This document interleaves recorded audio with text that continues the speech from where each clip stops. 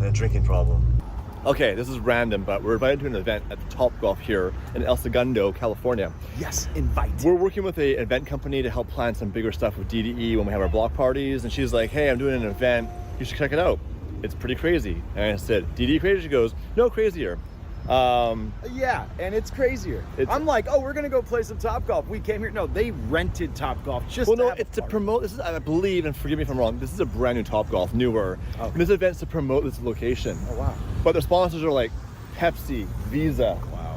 And we got invited. Now I imagine we copyright music in here, Pepsi, so we might have to get creative how we do this. I'm gonna have to unplug the speakers whenever I want to talk. Yo, can I get a minute? Sorry guys, we're in the bathroom. Just don't worry about us. So we're gonna go check it out. I got Garrett on the list, so I had a +1. My wife's not in town, so you're my guy. Hey, I would have been the +1 anyways, even if she was. Sure, she'd be at the house cleaning. Oh, this is fancy. Do you want to get a photo on the red carpet? Oh yeah, you're gonna. Yeah, bad news for you though. It's green, not red. Can you moonwalk? You can learn. You should moonwalk across. Do it. Now here's a question. I'm actually on the list, or did I just lie to you as a prank? I think you lied to me probably, but we'll see. A lot of this is inspiration for the vlog party, so having the backdrop like this, we can do photos, people that come by, it's pretty cool. So keep that in mind, Garrett, write that down. She's real cute. Hey.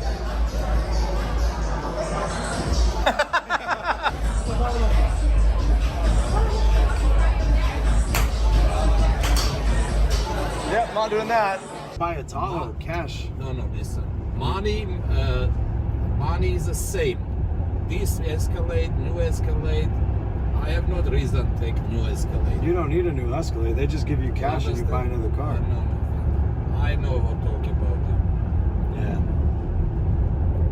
Yeah. I was just wondering. Nice car. Thank you. Yes, sir. Don't ruin my rating. Well, we saw, we conquered. What do you think? You have fun? I had a blast. I mean, it's really always cool to see how people throw events, how they put things together, the flow of things, where they section them off, the way you do different things from like VIP to sponsors and stuff. So I really love when I go to places like that, that's what I see. I don't really see the partying and all the other stuff. No, we're past that. Yeah. I have a lot of inspiration for the block here. I think we have to have the repeater for the photos. So basically there'll be a journey when you walk through the gate. The first thing you do is, okay, go get your photo taken, and it'll be all DDE logo, which is pretty cool. And people can go and get their photo retrieved from the website. Oh shit. Yeah, and it's really just like... By the way, that Uber driver was sketched out. Yeah, he didn't know like where he was dropping us off. Where are we going? What are we doing? Why's all these trucks everywhere? This isn't a house. What's going on? You guys own a shipping company? No, we're in Compton. 2 white dudes headed to our shop at 2 in the morning. Oh, I gotta change my shoes. We gotta go, and I can't tell you guys what I'm doing, but there's a secret. Well, I can tell you. I just can't show you. Tim's car is being worked on right now. Mechanics came from Sacramento to fix the car. So Garrett and I are gonna man up, change our footwear. Can you type in the chat? And then we're gonna head over there right now and check out the scene. These shoes were brand new, but then Garrett spilled a drink on them, so they're dirty now. Dude, I mean, the water shouldn't damage it that bad. That ain't water, friend. Focus. I won't focus. I want to focus. And they what the hell? To be suede. Like, really? I'll buy you another pair. Or wait, they're like one of ones, aren't they? They're made just for my feet, from a mold. How big are these wheels? Holy crap. What you got going on tonight, man? Okay. All right, so. Hi, we're Visible. Get set to travel this summer with a wireless plan that'll keep you connected on the go. Oh, you know, you're part of this. Yeah. Don't go you hide. What's your name? Juvenile. Where are you from? Blackville, California. And you came down to fix this pile of shit for us? Is it bad? Like wiring and everything? It is bad. Yeah, that's why I call it pile of shit. The car's cool, but like the wiring issue is an issue. I don't want to show the wheels because the video's not out yet. Are you gonna play or Fortnite? Or the paint is done, but I want to show just this part. So you changed timing belt, tensioner. We changed the tensioner. We couldn't, you would need to pretty much pull the motor mount off to do the time belt. Oh. So tensioner we changed. Yeah. Because it was loose and it was skipping. The skipping. This is a non-interference engine. Non-interference. Thank God. So, and don't leave it in gear. When you ship it or anything, don't push it in gear. Why? when they skip timing. Oh, really? Yeah. Oh, I didn't know That's that. when they skip timing. Overall, any car, like manual car, just don't ship them in gear or anything like that. I didn't know that. It kind of puts strain on the transmission and axle, stuff like that. Interesting. So what do we have to do to make this thing like bulletproof, reliable, smart, clean, sexy?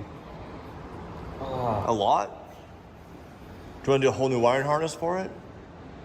I have one. Did you bring it with you?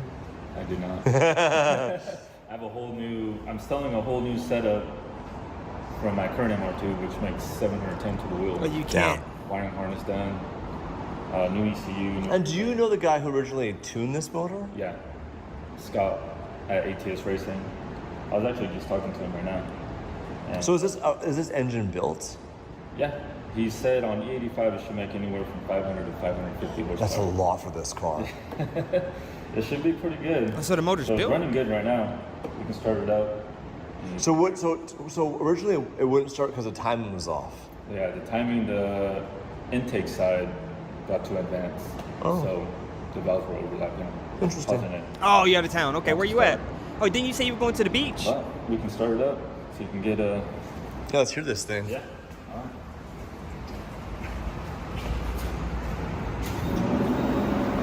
You need a new belt. No, alternator belts moves a little bit.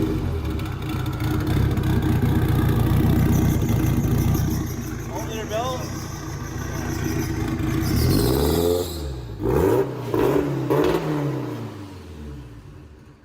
There we go. No, it's someone else then. Where you at? Visiting family? Are you like well, why are you out of town? You going to an event? So, what do you recommend we do? Tomorrow we'll film the video revealing this car, and then how we make it actually so it's gonna be like daily drivable. Alternator belt, timing belt. What do you So think? I would say, first of all, wiring. It seems like it's an old setup based off what we're talking about with pictures of how the car was before and how it is right now. It's like an older setup. I would recommend going through the wire harness. Just by looking around, I see some old stuff. Just update those. And all the wires are all cut Yeah. and So, unplugged. I personally would just go fresh. If So, you're gonna do will you it, guys give me a price and just do a new wiring harness so it's done? We don't want to go on a road trip and all of a sudden Tim's stuck in the desert. Okay, we could do that. We could set that up, and see what we have, what we can source, and get it all rewired for you. Yeah, that'd be great. Yeah. So that's the first thing, and then totally go through everything. Everything. New spark plugs, just freshen up Yeah, everything yeah. outside, and get it perfect. So you can hop in it, go grab some groceries and stuff like that, and hop back. Yeah, Tim likes the ladies. That's what he wants to do. Yeah. He's Why he's you out of getting town? aggressive. Well, depending what you guys want to do with it. And how old? Like, when was this? Do you know how old this was built? Like when? This was built in 2017, I was not that old then. 7 years old. but who knows? I don't know the history of it. I just know the guy who tuned it because they actually built one of my personal cars. Yeah. And Who else is in the chat? I mean, Can everybody please hit the like button for me? 30-year-old wiring, alternator. Well, yeah, because the actual engine's from what year MR2? What year? 91 to Oh, 95. shit. It's all the same Gen 2. old. Yeah, so it's 30 years old. 30 years old, yeah. Oh, that's wild. 30 years old technology right here, you guys. Yeah. But this Oh, motor family. has probably pistons and rods and everything. Pistons and rods, yeah. If it's making over 500, but these engines they do crack on the water pump side once you pass a certain horsepower. You don't know when it's going to happen, but it happens. I've had that happen once on mine. So And then does it have a factory ECU or is this aftermarket? it's aftermarket ECU. You can see it right there. It's a little faded, but ECU master. How old is that thing? That's a dinosaur. Really? And is that what you're plugged into right now? Is that ECU? Yeah, yeah. So I can see everything, all the parameters and what the engine's doing, and that's how we figured out that it had flex fuel. Oh, no shit. So is there a sensor in this car for the flex fuel There's one then? right there. Yeah. Where is it? This one right here. No idea. Flex fuel sensor. Ladies and gentlemen, Yo, this is crazy. give it up for Joe! I like car You content. reconnected the throttle position sensor. I probably watch car content more than anything. Like, I still watch car content. I still like cars. Because that wasn't connected before. I didn't connect it. Oh, it used to be just dangling. Yeah. So Another thing we found out, there's a huge vacuum leak right here. We kind of unplug it up. Is that for a catch can? That we this don't is know. catch can right here. This is a catch can. So what the fuck is that? We don't have a clue. So we kind of just tape it up so we can start up properly. So you guys are based up north, right? Yes. You like car content? So do we ship this car to you guys, or what should we do? Yeah, who else is in chat? You can ship it. We can. I prefer like in our own environment where we could take our time, do it properly, Yeah. and get it done properly. Yeah. Okay, so we'll get this car put together, revealed. Okay. Then we'll ship it up to you guys in Sacramento. Fairfield, California. Where's that? So Kinda. we're like, What kind of cars you like? Give me like North or south? three cars that you would like to have. Okay, Not they're closer that way. normal cars. Make Like it perfect. three cars that are over $100,000. Oh wow. List them. So you step on the outside, we're looking at the main gate. Got it. Yeah. So that's where we're at. The shop is called Saiyan Performance Center. Basically, we do mostly JDM stuff. We do a little bit of old school stuff, but mostly Hondas. Anything has to do with MR2s, swaps. Looking. Whether Tim decides to sell this car or drive it for the next 10 years, it needs to be safe and reliable. The biggest thing is reliable. We don't want to be going out and also won't start with something dumb like this fucking thing here. So we'll get it done. We added this also, we remounted this, so Mike created this upper top hat mounting point to make it not so janky. So he's done a lot of work. He's done the suspension, the brakes got connected. Did you watch the video where Tim crashed this car? You saw it? I've seen all. You gotta watch it. He put it right into the I wall. need to watch it. I mean, I watch you guys show most of the time. Oh, thank you, man. But I didn't get to see where Tim hit it. Tim put it right into the corner of the garage where the door opens. I remember that. Full throttle. Yep. It's all good though. Got a new bumper. What is this thing here? So, Evan, this is Inglewood transmission. Look at the size of that 10-speed transmission case. Yeah, that's what you're saying. So, like, here's everything they used to work on. Hands-on, one guy can do it. You got a couple tables, boom, boom, boom. Nowadays, this is from a 2023 Bro. truck, a 2500. So is all this shit from one transmission? Yeah, from 110 speed. Why is it so complicated? Fuel efficiency. Just make one gear. CVT. So what's this thing got there? Input shaft? Input shaft for a 68. That's the new 10 speed action because it ends up being more. It's crazy. So this thing takes both of these things, or that? No. This is just from this is from the Dodges. So this is the new version of that? Holy crap. So what's this 10-speed from? 2023 Duramax. So is it an Allison then? Technically, but technically not. It was a collaboration with Ford and GM. Oh, it's a collab. We do this all the time on Instagram. But they're still not hard. They're just junk. I noticed something over here. You have an extension cord on the wall. That's cool. It's OSHA approved. Oh yeah, with the wire wheels with the knockoffs. Are you kidding me? With the, I don't know what that is. Hey, Ford. They're knockoffs. Man, like what Ford? What's no, old knock cars, off the man? first Like one. what names, bro? Like a Ford. Nothing Like doesn't what? mean knockoff. It means like the hub to tighten it up. You knock There's off. so many Fords, man. Like what Ford? Man, I'm sorry. Evan, don't take that shit from him, okay? This man just says a Ford. Like what? 24/7 moisturization. Shop Old Spice. I don't really like Ford like that, but there's a couple Fords I would drive. I would drive a Ford.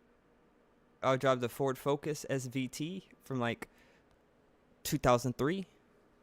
I would drive a Ford Mustang Cobra, like Cobra Terminator from like 2003, 2004. I just like them cars. I don't like new cars. And then I would drive maybe a Ford GT, and then Looking there now, guys. Crazy.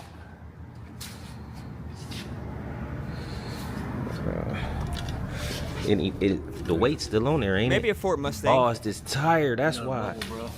Look, guys. That's the problem. I knew it was riding crazy. No bends on these. The tire's done. Dang, man. What tires on here? These were Lexani. Heidi's or Lexani's? Oh, here's right there. Atlas or something. Truck Ford. Bruh. Oh, I say Atlas. Yeah, okay. Man, damn, man. I'm gonna have to. I need that tire off. Man, what you rubbing on, man? So many trucks. No, ain't nothing done to these, my boy. Oh no, I didn't say it was. We found the problem though. So y'all see what's going on, man. We got this stupid titty right here, so that's why it's shaking. Damn. And I don't even think Al got time to switch a tire off of my other 26s I got over here. Huh? I need to get it washed. I got a lot of stuff going on. So I might, if he ain't got time, I'm just gonna have you put it back on, but I'm gonna go ask him. Well, What? That's 275, 25, 26. 275, 25. Yep. Yeah, 275, 25. And it don't look that All tall. right, see ya. Look at that glow. Big orange glow stick. Told them no at first, and then I just let them fix everything. They got. I might order a pair just to have them. Powder coat. See, dawg. You got to see, it's a Jimmy Crack Corn. You know how to work the machine or nah? All right. I mean, right now. I'm gonna come back to that.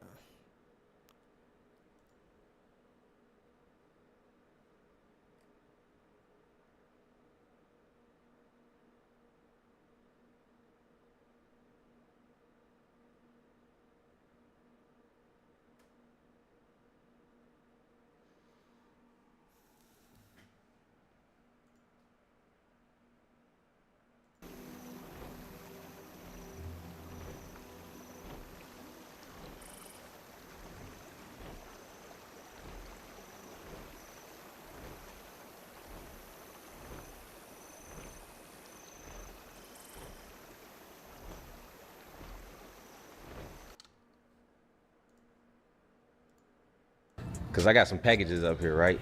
Yeah. All right. Oh snap! We got the Lauren kit in here for the Trackhawk. Sign the Lord. What's this box? This might be. What is this one? Next day air. I think it's sway bars. We got the springs.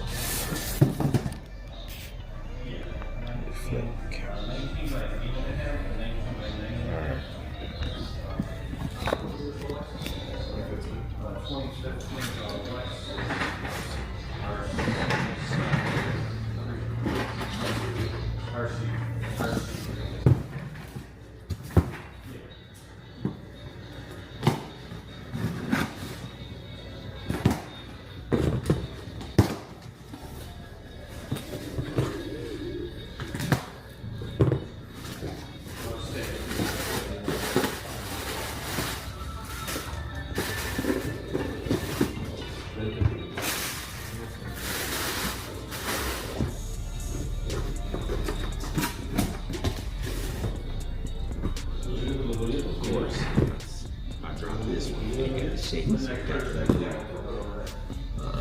This is what I use, guys. This is what I put up with. I'm trying to get it right here.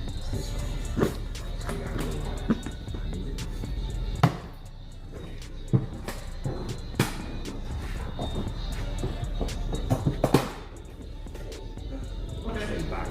this one.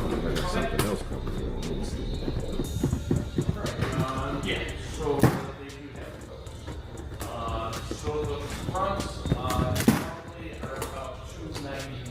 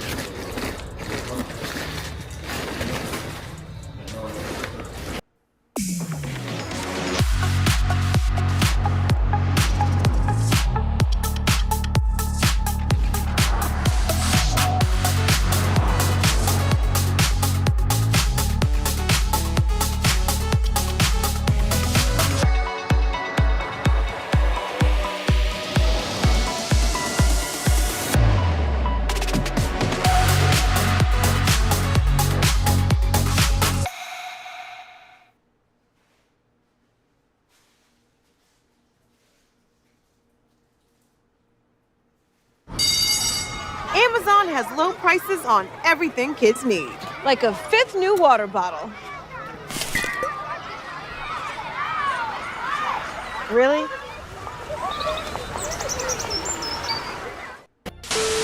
So this is only the sway bar. The springs is not here. I gotta check on them.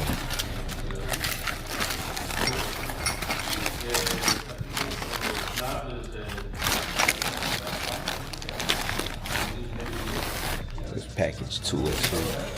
So we waiting on another one. Who is this, man? Nick from the Sound Factory. Go talk to Nick real quick. Nick, my boy. What'd you say? Did they call you? They ain't call me right now. He texted me earlier and said that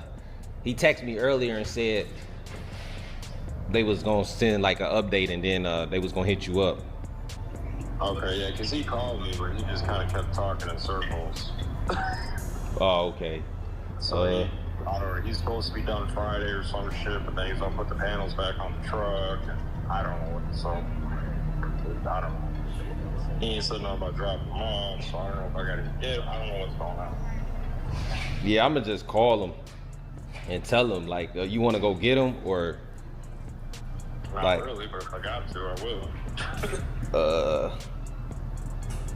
He's out in Mesquite or some shit. No, they over there by Omar. They on the same street. They on Buckner in the Grove. I mean Omar in the Grove. They right by each. They right there. He right across the street, diagonal from Omar. And you know I ain't from around here. Oh yeah, me neither. But I go to Summit, I go home, and I go get something to eat, and I come to the shop. for sure. Let me call him real quick, and then I'll call you back. Cause I was in the barbershop when you called. All right, I'm gonna call you back. All right, guys. As y'all can see, I got a lot going on. I gotta also look and see where the hell the springs at. Why they sent the sway bar first? I overnighted everything, so I'm trying to get this show on the road, gang. All right, well, the years is back down, baby. We back down, Al. Al over there working. He ain't playing no games. He ain't even asked to pull the years out. You fired.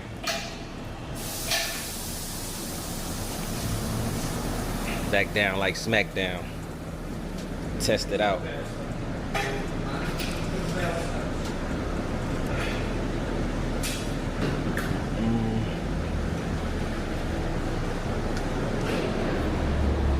Get it for y'all. All right, all right, all right.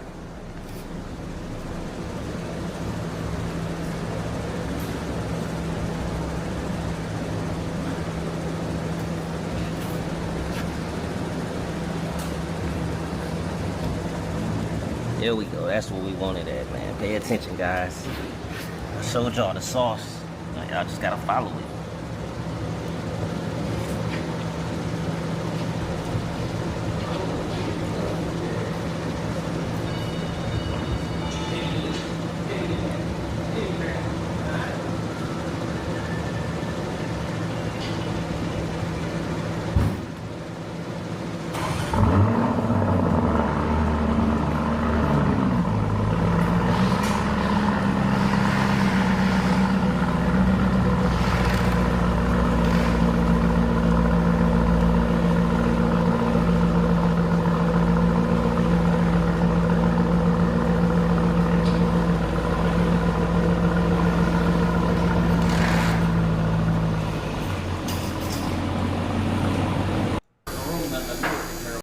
You know.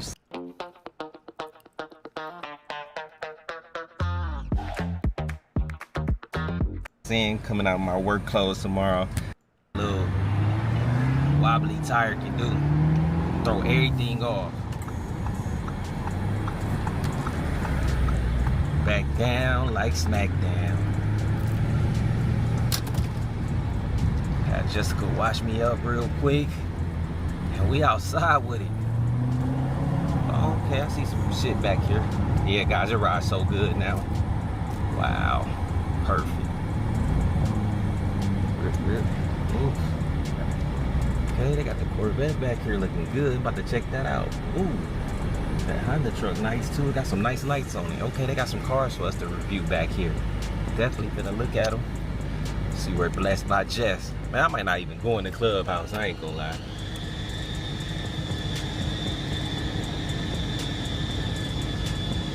There she goes. I don't see her, but I see her car. She got here late.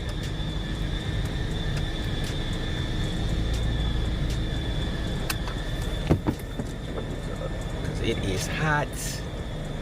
Hot.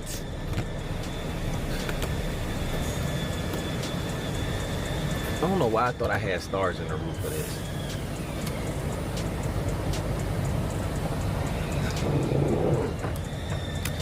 I got a whole star kit set that's just been sitting at my house for so long. I forgot what I was gonna put it in.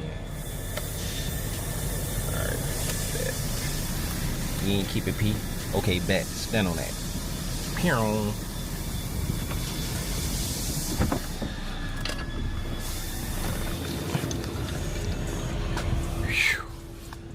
Man, it is hot.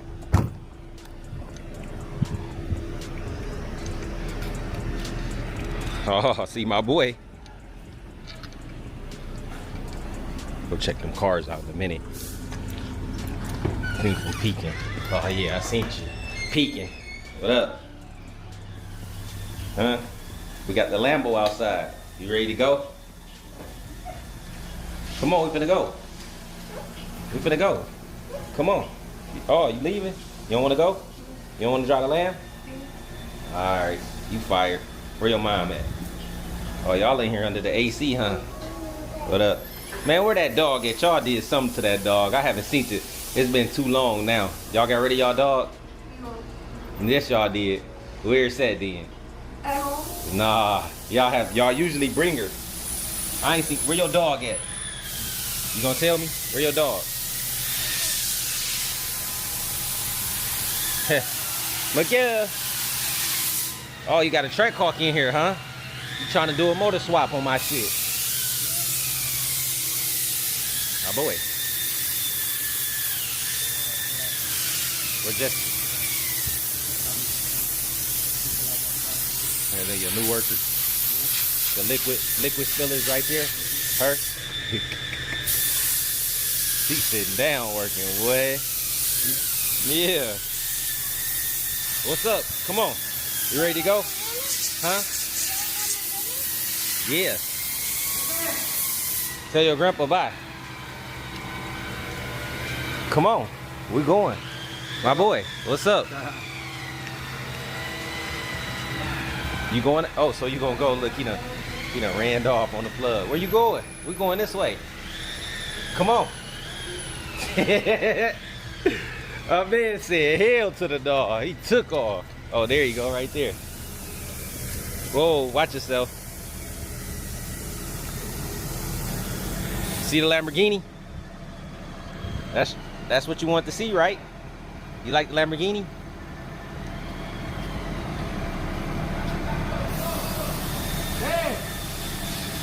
So, Blessed towing.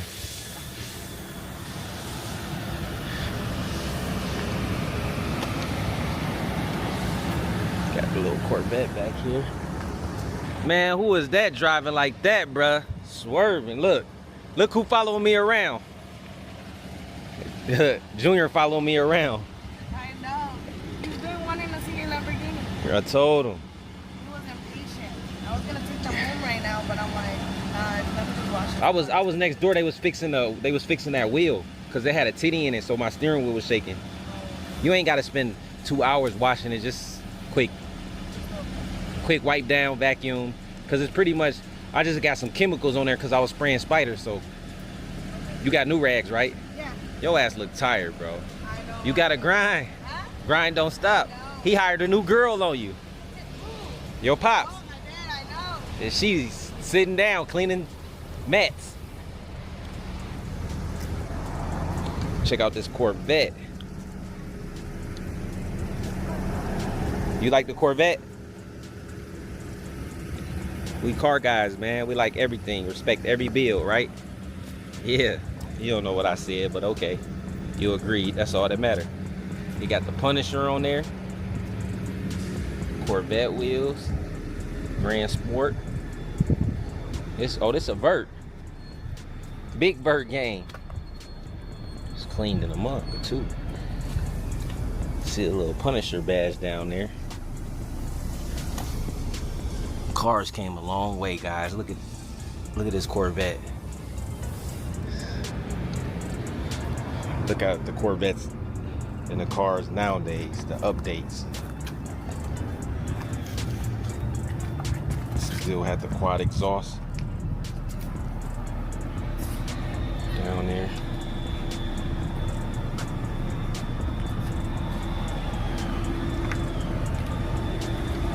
Man, these is nice. Actually, shit, I didn't even know these looked that good. Oh, cause look, all the trim is painted white too, like a white pearl. These super nice. Damn, look at the lights. What'd you say? Here. Man, what the hell the Paletta man doing? Way over here. Paletta man. Call him over here.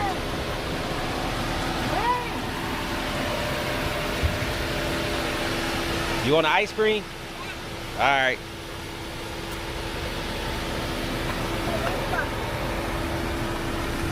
Them wheels tough. Ooh, the inside of this thing. Hold on. Oh, they went crazy. Man, I hear something playing in here. Oh, yeah. I ain't ready. He wasn't ready. Every car company stepping it up, bro. Got the floating console, the seats.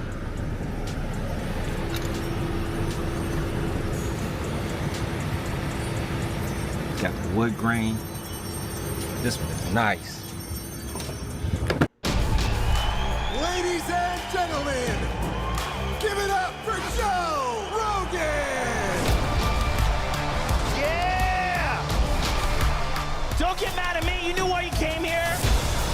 Woo! Feel that? That's some ride home arguments in the air. Jokes, folks, just jokes.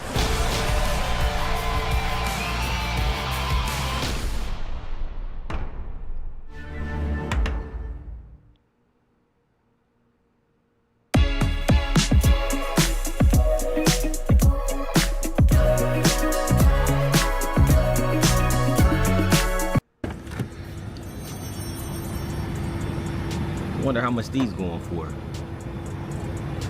Plenty of room.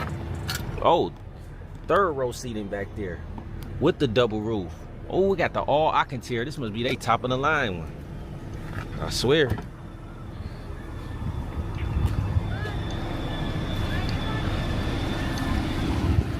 Ice cream. You want ice cream? Yep.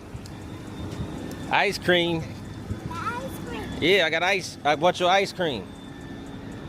I'm gonna take it out your mind wash money.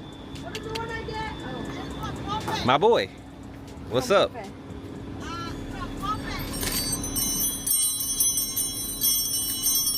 What you get, a blue bubble gum? Let me get a lemon lime. Jessica, you want one?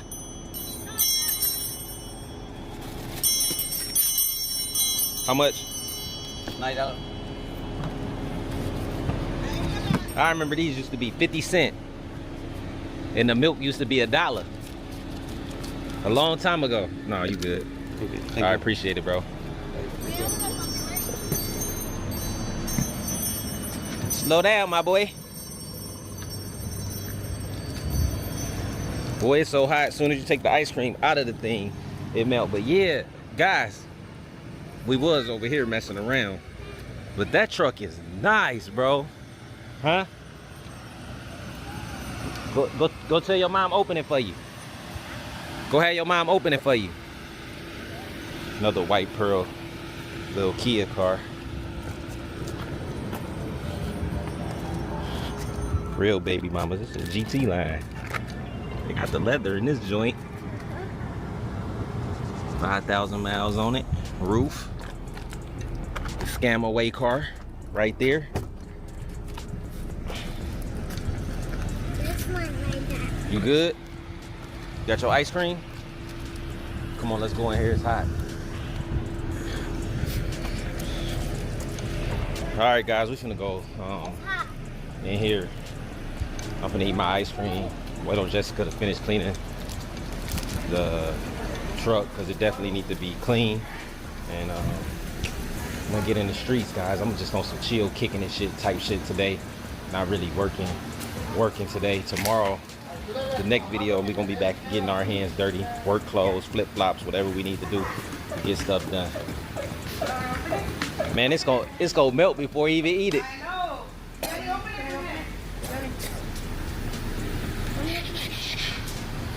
it? Man, this a new Jeep or the same Jeep, Miguel? That's a new one?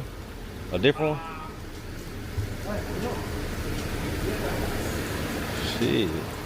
That's nice. Boy, these floors so slippery. Y'all put more armor on the concrete than the tires. Oh, that's Rubicon nasty. Is this a 392? This is nice. Who's in the chat?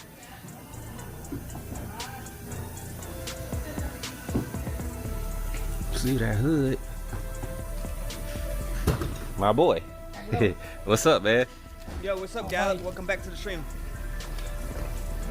Boy, it's slippery as hell in here.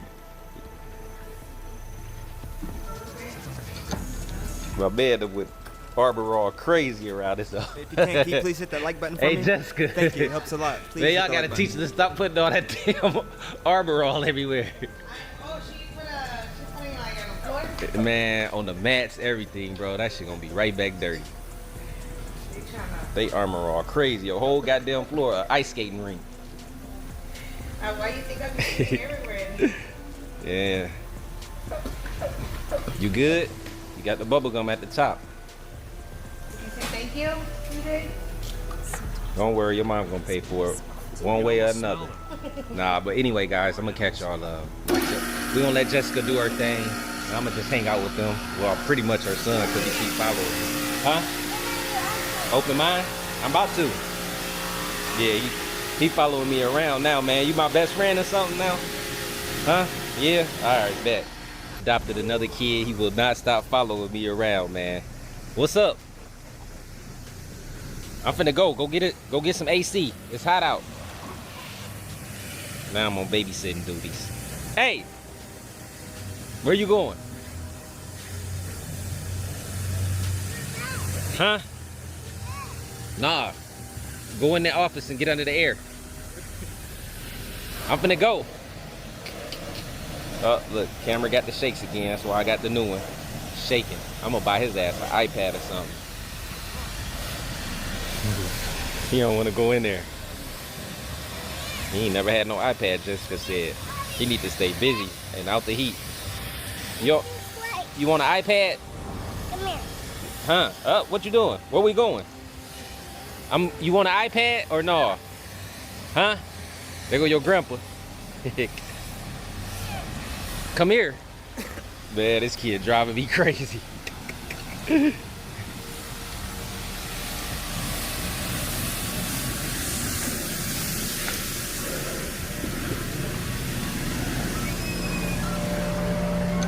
What's up? Where we going? You said come here. Huh?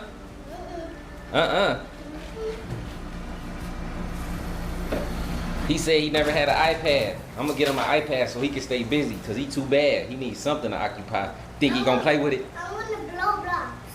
No, you don't need no blocks, my boy. You need some type of entertainment. He wants Roblox. Oh, Roblox. He play Roblox? On what? On my mom's phone. On the phone? Oh yeah. Yep, see, if you get an iPad, you can play Roblox. So next time I see you, I'm gonna get you an iPad, okay? So you can play Roblox. Yep. Boy, he is bad as hell. All right, stay in there in the AC. Stay in there. It's hot outside. Come here. Huh? Oh, now he talking to me, guys. It's hot. Stay in here, okay? Okay? All right. Man. Damn, Just, little boy bad. He bad as hell. He keep telling me, come out, I had to charge you. Little boy I bad. ain't lying, for babysitting. He want me to follow him around. I'm gonna buy him an iPad. He said he be playing Roblox on your phone. You need to be. Yeah, you ready? Here's how I went from this to this. Honestly, it was pretty easy with Stitch Fix, where I have a personalized stylist that does the shopping for me. My stylist got to know me through a style quiz, which was super easy to fill out. I loved how my stylist included all of those details in the outfits that they picked out for me. Once the box arrived, I got to try everything on at home, which was great. And if there are any items that I didn't want to keep, I could return them for free as well. Stitch Fix makes it really easy to try new clothes, try new styles, and most importantly, save money and time while building out your wardrobe. For first-time users, you get your $20 styling fee waived. Try Stitch Fix today.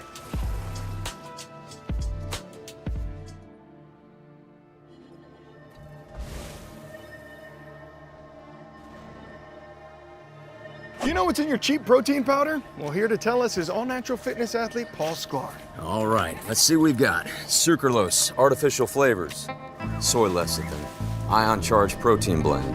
That's not good. Aspartame, soluble corn fiber. That's definitely not good. Transparent Labs protein is sourced from grass-fed American cows and made with only 5 natural ingredients. So today I'm at Bill's family farm to show you where it comes from. Cecil, accessal. Get that junk off my land. It all starts with some of the finest grass-fed beasts in America. No, not them. I mean the cows. See, most cows grow up inside of a barn and live on a steady diet of grain, corn, hormones, and antibiotics. While beauties like Bessie here roam. Eddie, he outside, he on something. Gonna be $500. Tell him CJ on 32 sent you. Jessica done got down and got the ears clean. Tell your mama put you down, boy, you too big for that. Huh? He's a mama's boy. He a big boy. You gonna be a football player or something. Short, stocky. He wants to play baseball. He likes baseball. You're gonna have to get a custom-made helmet to fit on his head, though. Yeah. Don't worry, I got you. But yeah, Jessica got the ears. Ain't been washed in a minute. I need to get the Huracan wash. Oh my God. That boy glazed up. Stupid loud pack. Swervo glazed.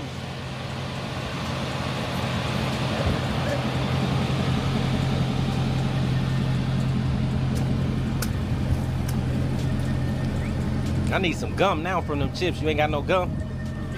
Swervo? You got gum? All right, we about to hit a block anyways. Got my ears fixed. Got it washed. New tire. What tire was it? The front. It had a titty in it.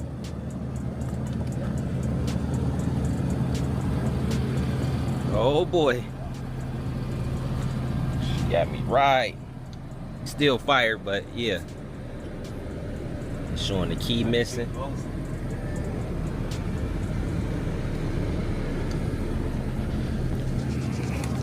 Ooh.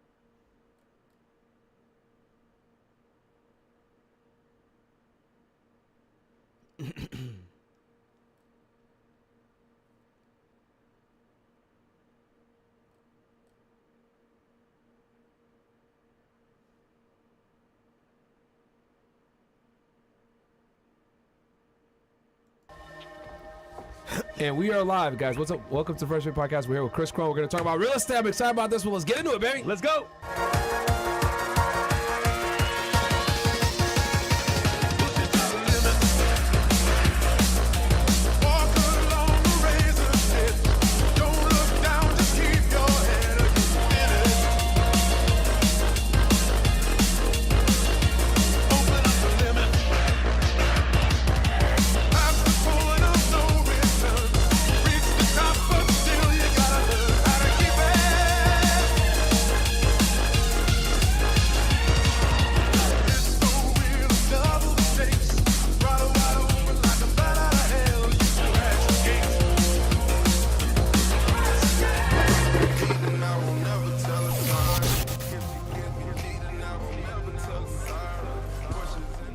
All right. And we are live. What's up, guys? Welcome to the Fresh Air Podcast, man. We're here with the special guest, Chris Crone, one of the top real estate investors on YouTube. And we'll talk about that here in a second. But, yo, guys, check us out, rumble.com/freshfit. As you guys know, that is the home base for us, where you can find us. Also, castclub.tv. So, you know, that's where we are able to unleash and give you guys the real content that you guys want, because we have to be careful on YouTube. But don't worry, this episode is going to be clean, because we're going to be talking about money, focusing on real estate. So, anyway, without further ado, welcome back. Welcome back to the show, Thanks, Chris. guys. It's been a while. Yeah, it's been a minute. Glad to be here. In person this time. Yes, in person this time. We know who you are. We've had you on the show before. It was a great discussion. But for those that might not be familiar with who you are, can you introduce yourself to the people? Yeah, so I've done $2 billion worth of single-family residential real estate. And played the game where I said, if I can figure out how to scale a game that most people don't know how to play, I can make a name for myself. Basically, riches are on the niches, so go to a niche that no one wants to play in. Most people are like, they do single-family and they graduate to multifamily. And so I just basically said, hey, let's see who can produce the highest ROI in single-family.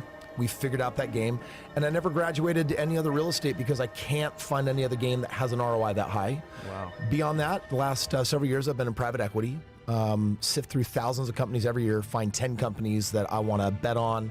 And so when I'm not investing in real estate, I'm investing in tech and other companies that are insanely disruptive and changing industries. And so I'm enjoying playing that game as well. When it's not that, dude, it's just me and my wife and my 4 kids. I've got an 18-year-old, my youngest is 13, and we've been world schooling for the last 5 years. Wow. Meaning took them out of public school and basically hired our own teachers, brought them in and said, you know what, we're going to educate you our way. We're going to customize your education. We don't really believe in college anyway. Right. Let's get you educated based on this crazy world that has changed so much. Let's get you prepared for that one. So you can't send your kids to public school anymore without them being indoctrinated on some BS, right? 100%. That's why we had to get out. So yeah, that's a little bit about me. Very smart. And you're based out of Utah, which is a more conservative state, so that makes sense. Obviously, they still got their head on straight over there, versus the clown world that we see. Because I mean, I wouldn't want to send my kid to public school nowadays to either. It's scary, man. You got the whole agenda of like wokeness. The alphabet community. Yeah, yes, that's scary. Trying to indoctrinate your kid. Olympics. Well, and when that comes to Utah, that's when you gotta be like, then you got to be super freaked out. You're like, this is a deeply red state, and that stuff made it here, and I'm like, okay, I'm out. We're not doing it that way anymore. Yeah. You seen the Olympics, bro? That ceremony? It was crazy. No, I looked at that. It was disgraceful. Dude. It was awful. Yeah. And you're Christian based, right? Mm-hmm. There you go. So yeah. We all feel it. And a huge religious community in Utah with Mormons. And are you Christian, Catholic? So I'm Mormon. Okay, we Mormon. definitely consider ourselves Christian. Yeah. Yeah. Fair enough. So real estate, you mentioned that you single family homes is your niche, and you also do help with startups 10 per year. You said that you pretty much 10. take on, where you fund them, get their business off the ground. Well, and it's not just syndicating and funding them. You know, we've developed a passion for how to grow companies successfully. So when we find a company that we want to back, often they'll literally house in one of our offices. We'll bring them into our culture. We'll provide leadership training. We'll headhunt their CEOs for them. So we take a hands-on approach to helping grow those companies. Nice. And you said it's in more industries that are like kind of, you said tech industries that can like really... Yeah, but also disruptive, right? I mean, tech is usually, SaaS is where you're going to find 30, 40x multiples, where you got opportunities for really great growth. And it's also, software is just how you scale. You know, scaling companies is hard, and software allows you to scale like crazy. Boom. Okay. Yeah. So single family homes, right? People, right, always give residential real estate a bad name. Like, oh, it sucks. It's not worth it. You know, like, I love Grant Cardone, but he's more doors are better. You know, it's peanuts to deal with single family homes or even residential. He's like, you got to do more doors. You know, 10x. You have a different approach. You're doing the single family home route, which I think is great, because I'm in the residential space as well. What is the main reason why you stick to single-family homes and stay away from the duplexes, triplexes, and commercial real estate? You know, in the game of real estate, people get into these debates about strategy. They're like, oh my gosh, are you flipping? What strategy are you leveraging? Are you doing land development, entitlements? And I'm like, you know, every one of those strategies has an ROI associated with it, but it has other vectors that you got to look at. It's like, okay, yes, how much money is it going to make me? But then, is it a job or is it passive? So how much time is it going to take? By the way, is it hard or easy? How much risk is associated with it? Does it work in up and down markets? And so I've got 6 different vectors that I look at when I'm looking at all strategies. And the reason why I roll with single family is because for me, I can produce the highest ROI with the least time, the least effort, and the least risk. It works in up and down markets and it provides a service. Yeah. And so, I had Cardone on my podcast and he's like, dude, why aren't you doing multifamily? I said, it's because I like more money. It's called higher ROI. We just completed a 10-year study year over year on our last 2,130 properties and evaluated what is our ROI? What are we making year over year? We're making 60.6% on our money. That's wild. Damn. According to Rule of 72, that means that I'm doubling my money every 10 months. Wow. And it's like, can I do that in multifamily? No. Multifamily's for lazy people. It's like, single family. No, it's for lazy people. Hey, it's like, man. What are you trying to say, Chris? No, I'm saying that it's like, I got tired because I was figuring out how to scale single family and I got 25 homes and I was the landlord and I was doing all the work and it was so hard. And you know what? I sold it all and I rolled it all up, 1031 exchange into multifamily, and then it manages itself with an on-site manager. And you're like, wow, that's so much easier. I'm like, yeah. And what did it cost you? How much of your future did it cost you on the money you're not making because you're lazy? So, to the credit of people out there that do multifamily, it's not just lazy and easier. They just can't figure out how to scale single family. And I always just told myself 20 years ago, if I can figure out how to scale this game, which I don't know anyone that's scaled as big as I have, but if you can figure out how to scale it, then you're going to make way more money than multifamily. And so I basically said, okay, let's take on Mission Impossible. Yeah. Let's figure out how to scale. Quantity and volume is like the name of the game if you're going to go in the single family home realm. So there's been talk for years, by the way, and I really want to get your take on this because I think it's actually genius that you do single family homes because it's an asset class that's never going to go away and it's the most required. People always say the real estate market's going to crash, blah, blah, blah. I think last time we spoke, there was something like 5 million homes shortage. Now it's 6. It's 6 million. Yes. So it's actually went up. It's gone up. And right now, at the pace that we're going, we're not going to solve this problem for like a decade. And if you look at that, it's like, where are we at with multifamily? Multifamily's overbuilt. That market is softening right now. People are making less money, and it's because we built too much of it. What we really need in this country are the missing 6 million homes. And so anyone that's worried about a bubble bursting, I'm like, the cool thing is, real estate is different than the stock market. Stock market is like, it's an election year. I don't know, how that's going to have an impact on the S&P. No one can control the stock market. Yeah. Real estate, it's literally just supply demand. It's like, as long as there's a demand for 6 million homes, that market is not going to crash. Right. And so, there's 324 markets that make the United States. I invest in the top 5, and I basically track the inventory in those markets. And as long as we have demand for homes, we're not worried about a crash. And that's why we've seen real estate year over year over year since 2008 go up in value. And there's people starting to freak out, like with the pandemic. They're like, oh my gosh, 2020, 2021, each of those single family homes went up $100,000. That's crazy. Like, it can't keep going up because it's not affordable and sustainable. I'm like, I got news for you. It may not be affordable, it may not be sustainable, but it's not going to stop until we build those 6 million homes. Wow. Okay. Real estate gets a bad rap right now because the interest rates are high. Yeah. Right. It's expensive to get commercial real estate. Office space isn't a thing. And what I've come to realize is, like, people ask me all the time, well, why are you in real estate? Like, the interest rates are high. People aren't renting as much. There's too much inventory, blah, blah, blah. And I'm like, and they always say the real estate market is going to crash. But I think they tend to look at like the commercial side versus the residential side because what you do is very specific with single family homes. Yeah. And that particular market, there's a huge shortage versus on the commercial side, there's too much, and a lot of these loans are coming up now.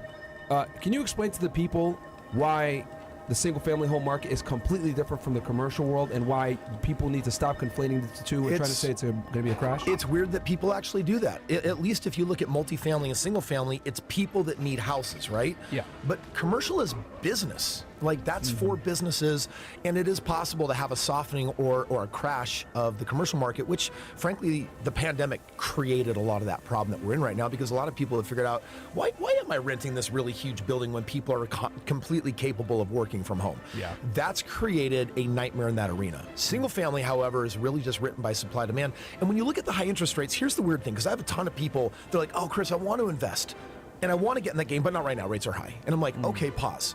You don't know what you're talking about. What is the difference between an 8% rate and a 5% rate? Well, you're like, that's 3 points. That's like hundreds of dollars in payments. That's such a big deal. I'm like, did you know in my world, that my overall ROI is affected by less than 1% based on that jump in rate? In other words, all it does is affect cash flow, and cash flow is only one of the 4 ROIs, and it's the smallest of the 4 ROIs. It's like you guys are actually like you're trying to jump over dollars to pick up pennies, and it doesn't make sense because they think, oh, real estate is always about cash flow. And I always tell people in the beginning, if you can get a high ROI and you're broke, because most people get into real estate not because they want to buy a home and have a $400 a month cash flow. They want that home to turn into 5, and they want that 5 to turn into 15. And eventually it's like, hey, there's like when I was 26 years old, I got 25 homes. They're each bringing in $500 a month. I'm making $12,000. I'm now graduated college. I don't got to get a job. Right. Real estate works for me, so I don't need a job. Cash flow is important after your money has grown. But before it's grown, you don't focus on cash flow. You really got to focus in the beginning on being in a place, being in a market where you're going to get maximum growth so that then you have millions to convert into cash flow. Growth first, cash flow second. And I think it's very important when you mentioned earlier that you did your 10-year study and you had a 60% ROI. Can you break down for the audience real fast? Because people tend to hone in on that cash flow thing that we... I'm on growth mode, cash flow second. Growth mode, cash flow second. That's why I'm not begging for money or doing none of all that crazy shit. Because growth mode, scale, cash flow later. Growth and scaling, the cash flow will hit. I mean, I'm monetized. I just need my shit to go up more. We're not monetizing YouTube. We're monetizing everything else, but still. It's breaking even. And here's the bigger problem. Combine your 401k with maybe a more lucrative, IRA earning at 6%. Let's just say your money's earning 6%. To put in perspective the difference between 60% and 6%, 60% is not 10 times more. With compound interest, it's literally 100 times more plus. And so a lot of people don't understand that. So you got some money you save in a 401k or an IRA for someday, it's earning these single digits, and at 6% in 20 years, all it's done is triple. So it's like, cool, my 50 grand turned into 150 grand. In real estate, if all you were earning was earning 25%, which is 4 times the ROI, it makes 27 times more money. It makes $4.3 million in that same span of time. So understanding ROI is actually a really big part of the game. Now, to break down that 60%, there's 4 different major ROIs. The first one is the very obvious appreciation ROI. And the reason why I only invest in the top 5 markets nationwide and give people access all over the world to just those 5 markets, with, by the way, Orlando, Florida, I mean, we're in Miami, but in Orlando, not far away, this is where I buy a lot of my inventory, because Orlando is now one of the top, it is the 15th largest economy on the planet. Florida is on the rise. It has excess money for, in its budget for doing that $8 billion railway and everything else, right? So Florida is definitely one of the top 5 markets that I'm in because of the appreciation. So of that 60%, a lot of that comes from appreciation. And the reason why the appreciation is so high is because you get to leverage banks' money. The banks will put up $4 for every dollar you put up. And so instead of putting it in a 401k, put it in a property, and then you get leverage. So that the appreciation now is 5 times more money to you on that first ROI because the bank's putting up the money. And real quick, just for the audience out there, for anyone that doesn't understand what Chris is talking about, Fresh, you bought a home in what, 2020 or 2021? 2019. 2019. How much money did you put down? $12K. 12,000. What's that house? What would you buy it for? $330. What's it worth now? $650. Boom. Yeah. There you go. $12,000 for a $300,000 gain. Calculate the ROI. There you go. Yeah. I'm Literally, such a we use Fresh's nerd. example I'm right now. such a nerd. I'm just so excited right now. I have to do this. I'm like, okay, $330,000. He was an FHA loan, got the property, controlled it, lived in it for a year, got out. That's a 27x return on your money over 5 years. So you take that return, you divide it by the last 4 years, you basically made 680% on your money year over year over year. Think about that. Now, that's because you had a 3% down payment, right? Yeah. Super smart. Yeah. So that's the first ROI. And that's to add more credence, because you were saying Florida's an exploding market. I wanted the audience to have tangible numbers. Like, guys, literally, Fresh is right here to tell you guys the Florida market is crazy. Well, Orlando, because of Disney, Universal, that's a booming market, man. That's really smart, actually. I think it might be better even than Miami. To be honest with you. We should go there. Probably. I'm not in Miami for a reason. Yeah. All right. We can talk about Miami too, but sorry, continue on. So you were talking about ROI. I just want to give the audience that example so they have some real numbers. So 27x for Fresh. All right. Appreciation, that's your first ROI. Your second ROI is your cash on cash. That's I rented out the property. I'm actually producing a positive cash flow. So what percentage of my ROI in the money coming back to me? So of that 60%, a portion is appreciation, a portion of it is cash flow. And then the third one is principal reduction.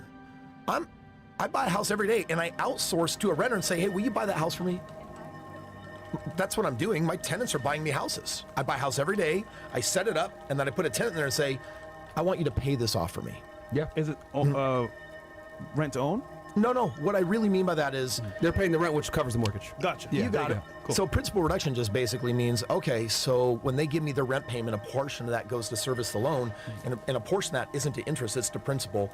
And there's an ROI. On a $250,000 to $300,000 home, that's my buy box that I kind of zone in on. Say that number one more time for the audience. Between $250,000 and $300K. Okay. So my average purchase price right around $270,000. I've got some markets where I'm buying brand new homes for $180,000. How much do you put down? 20%.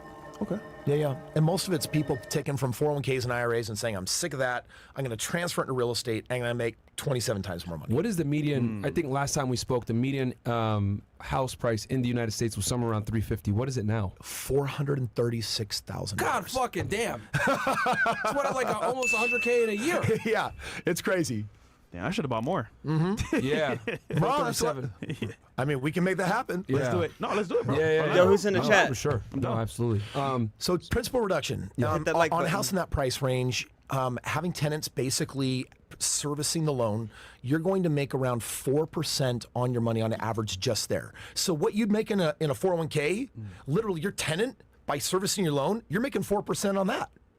And if you add in tax reductions as well? Now, that's the fourth one. Oh, because the inflation, right? Because is that what you mean with the 4%? Or Yeah, well, it's not really inflation. What I literally mean is I'm making a 4% return on my money by having them pay off the house for me. Gotcha. Because all of that, as the principal comes down, eventually I'm going to sell that house, and it's like, oh, like the house came down, that's a return of capital I'm getting. I see what you mean. What's that ROI on the money I put in? They're building more equity for you in the home. And that's a portion of your ROI. Absolutely. And then the last one is your tax advantages, right? I mean, you get to take the house. This is the coolest thing. People don't understand this.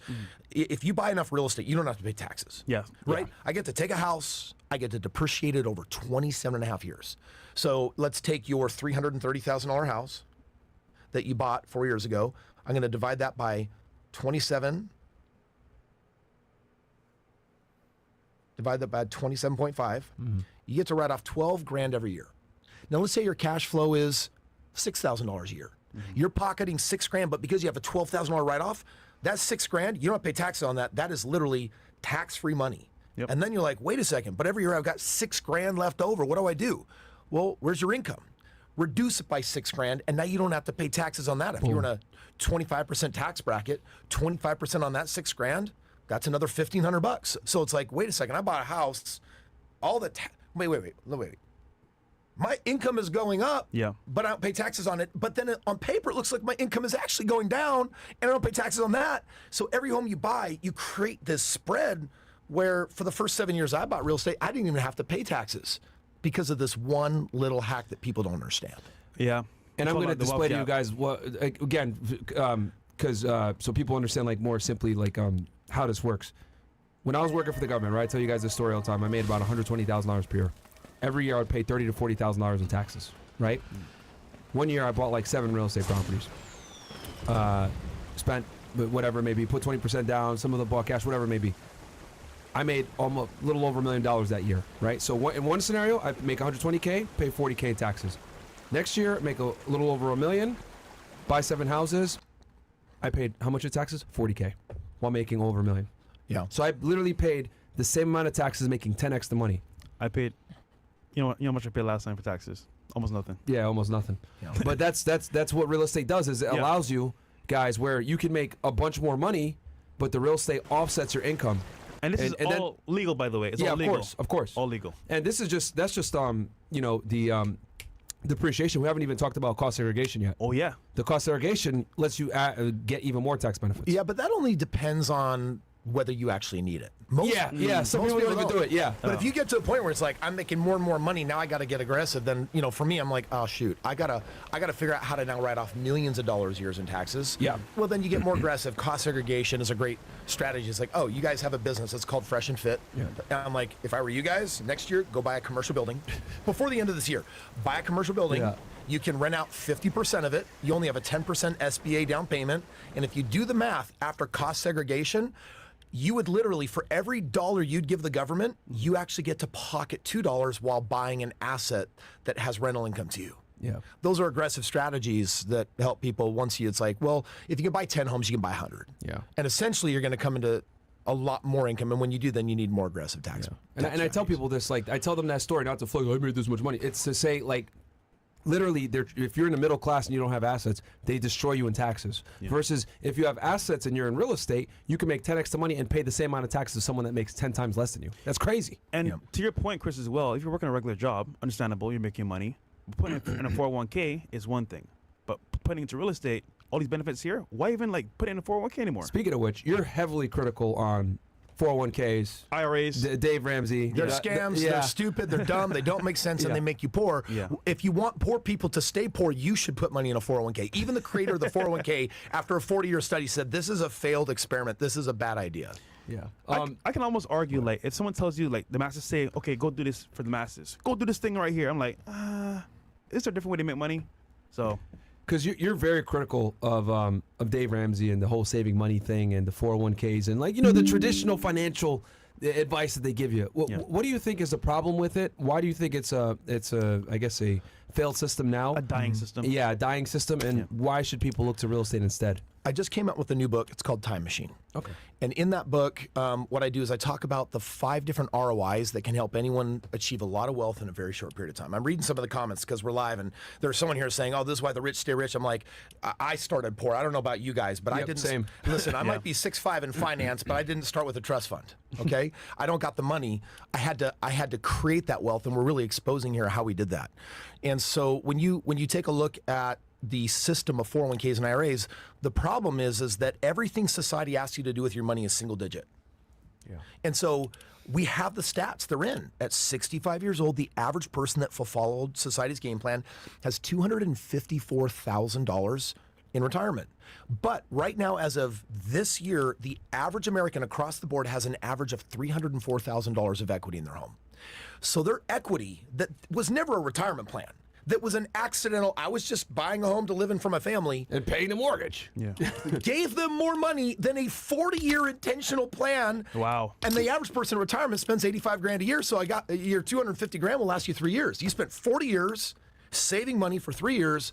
And so if I'm critical about Dave Ramsey, it's because he gets people focused on the wrong KPI, the wrong goal. His outcome is debt is evil, get out of debt. I'm like, well, actually, I love debt, and debt makes me money, and Dave, you know that because of all the real estate you own. No, it's a little hypocritical. Dave's good for people that are irresponsible and uneducated with money, where it's like, hey, if you don't know how to budget and you're blowing your money, blowing your wad, then yeah, you got to actually get all your stuff paid off.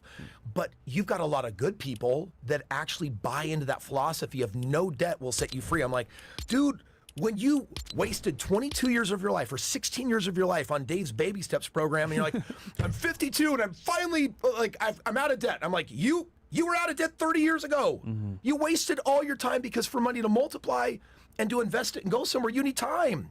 And so you focused on getting out of debt. What you should have been doing was actually growing your money. And if you can learn, most people have debts at like 5, 6, 7%, not 18 and 22, like reasonable rates.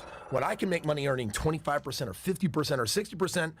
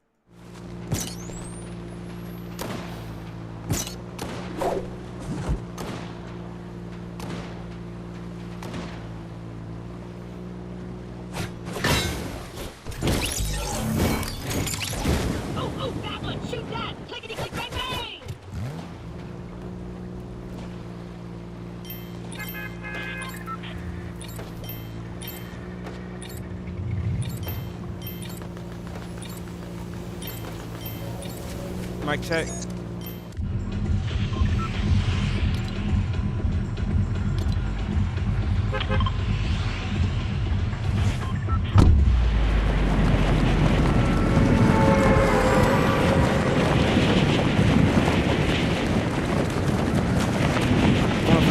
spot.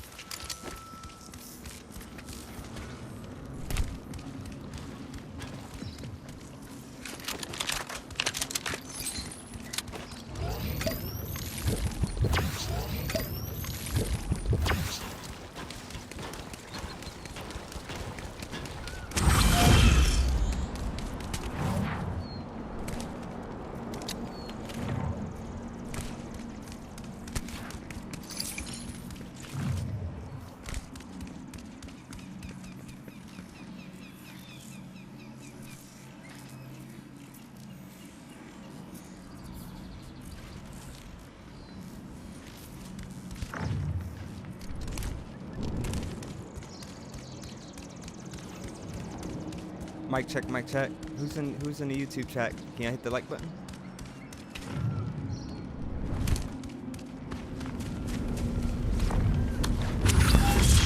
What do you say, dog?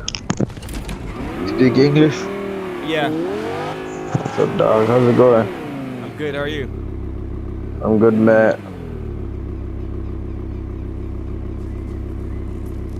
I'm sorry, man. I just have to do a bit of something before I was a bit late. Give me a minute.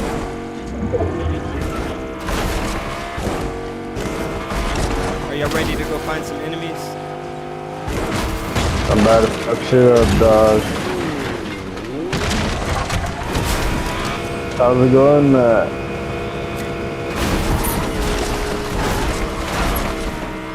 Can you come get me with your car, Matt?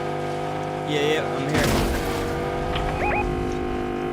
I'll take you to the other vehicle because I have a bot in mine, so I need to take it to the second vehicle.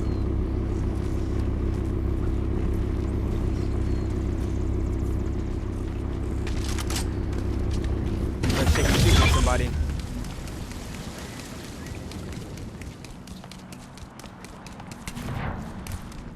Shit, mate. Give me a second, Matt.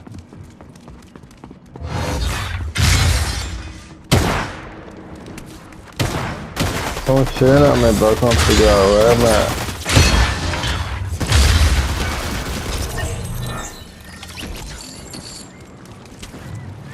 That shit blocking me.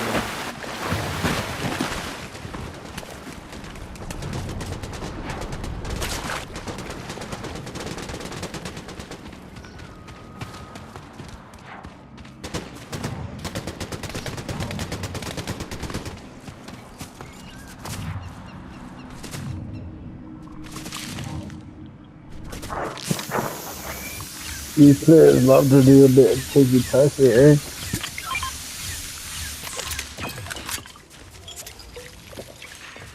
say, if anything, you should you can go to that gas station.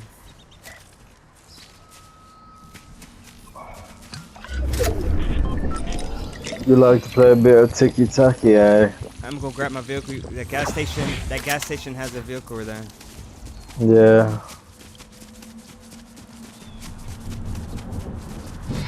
And then we can go somewhere else and find enemies.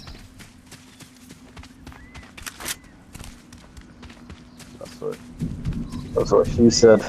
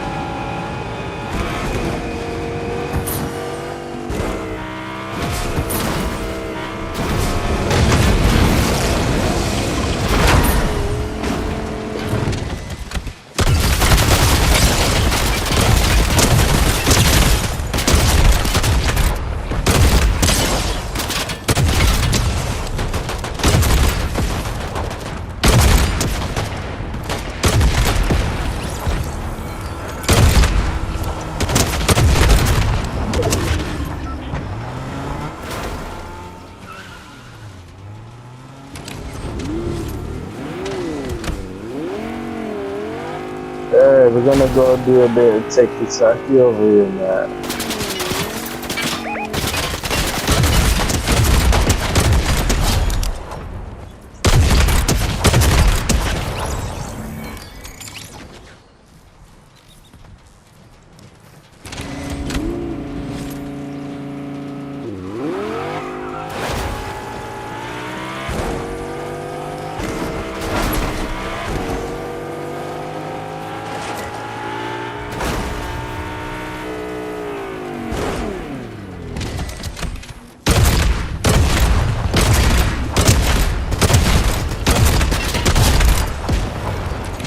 Find someone there over there, Matt. You find someone there over Matt.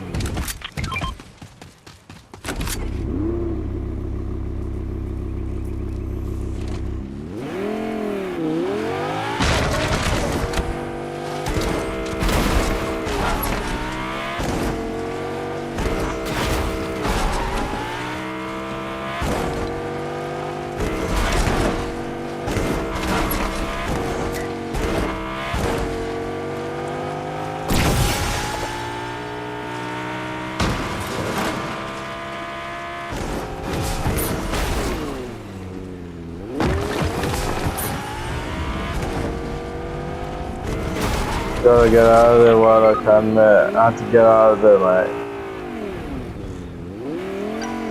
You're not trying to get me in the car, mate.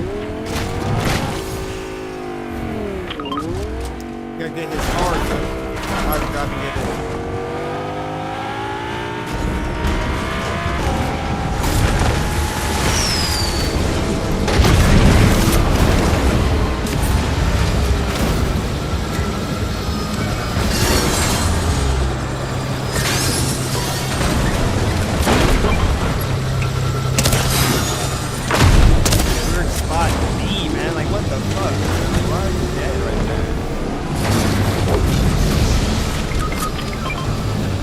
Get Komoria, Matt.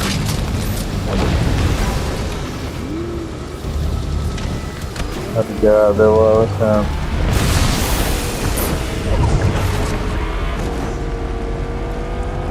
You're not gonna survive that, Matt.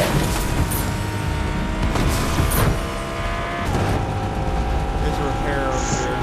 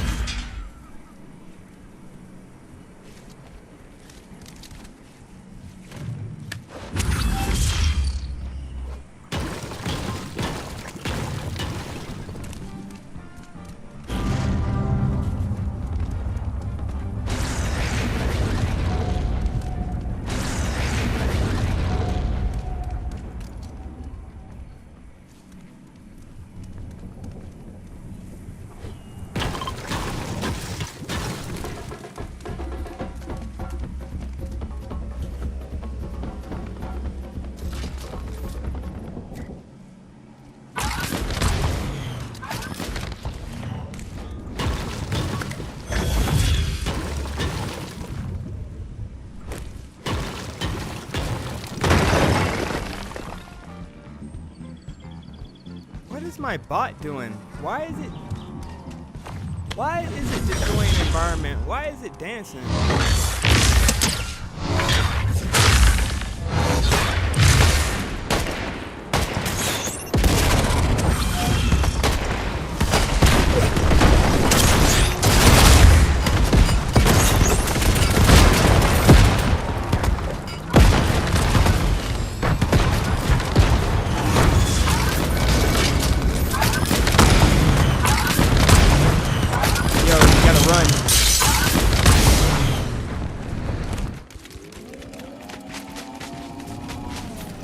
Yo, you gotta run. You got fists. Just bail out.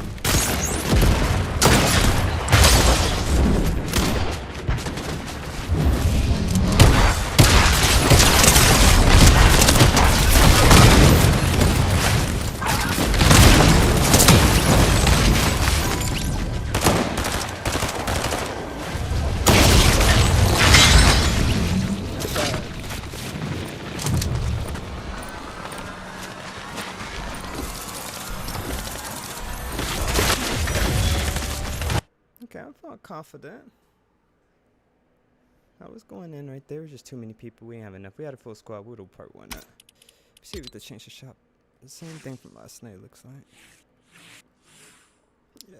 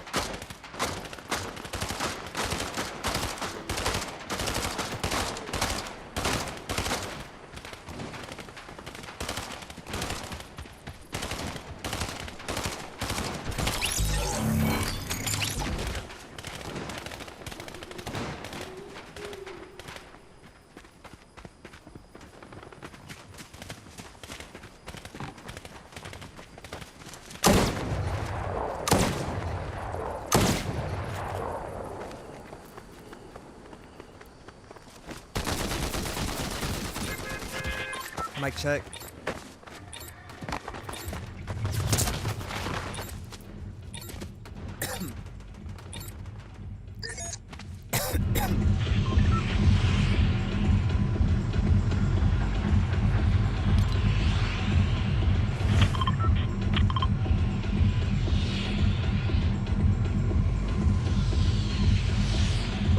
Going for the UAV bot.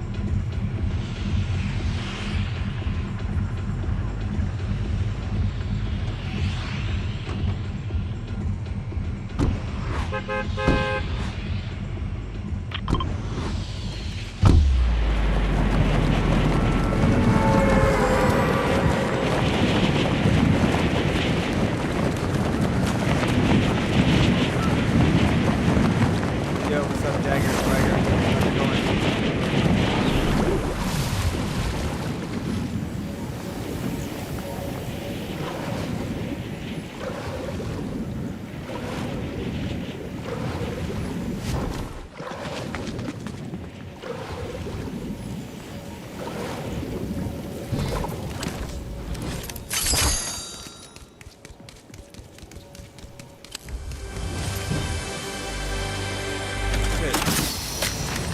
Mine would have to be, I guess, not Vegeta, be like Piccolo or Yamcha. Piccolo, because he's basically like another Vegeta. That's how he acts, and then Yamcha because, you know, he's a human who achieved a lot. Became super strong for a human.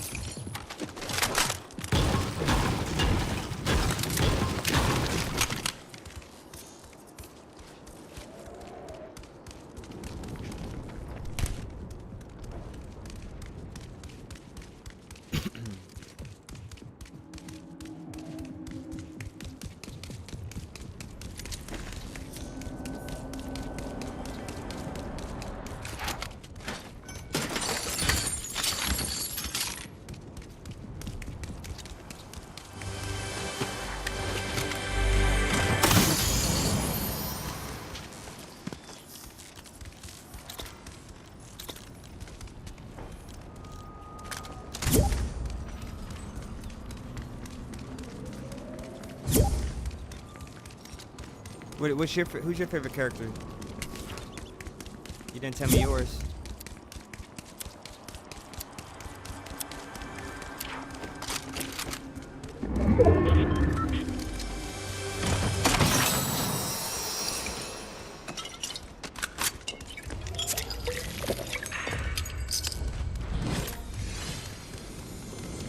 Alright, yeah, let's get out of here. Let's go find some enemies.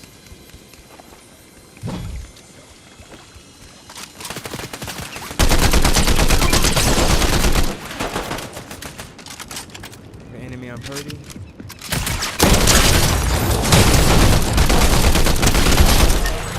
There's one guy.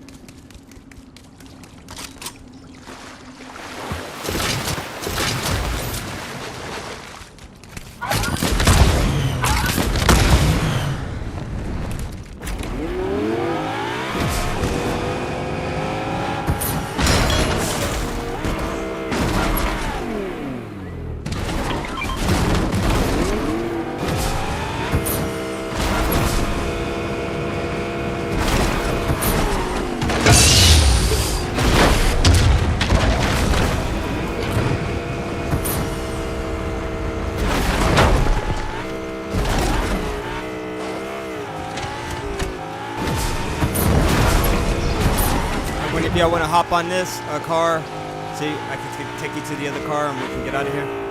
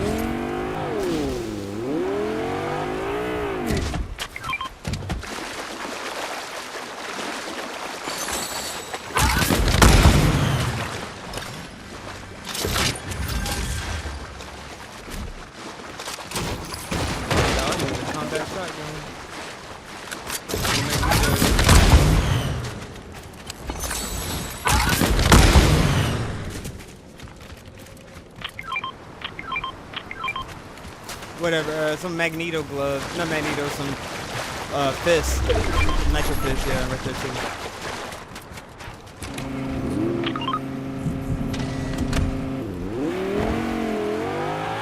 Alright, moving on to another area.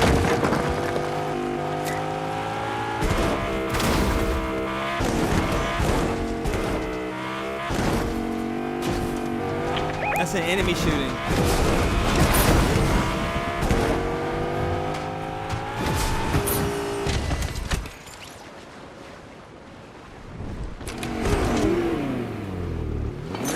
He's all by himself.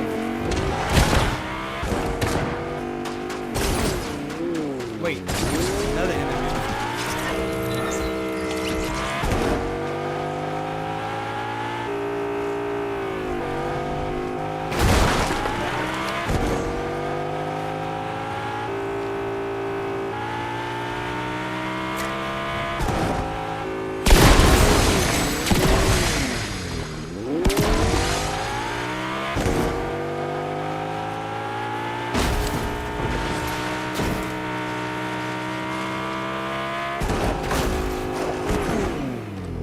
Yo, guys, I'm Purdy.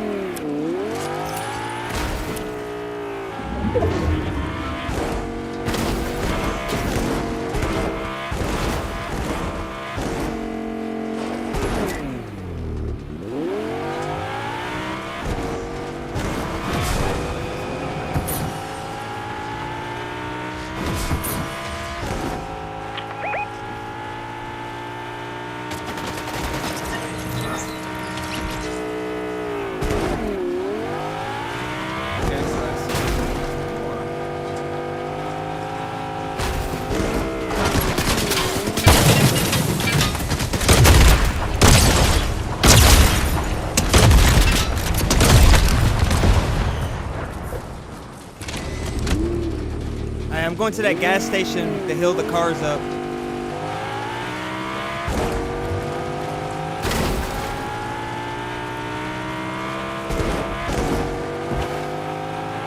My car is pretty beat up.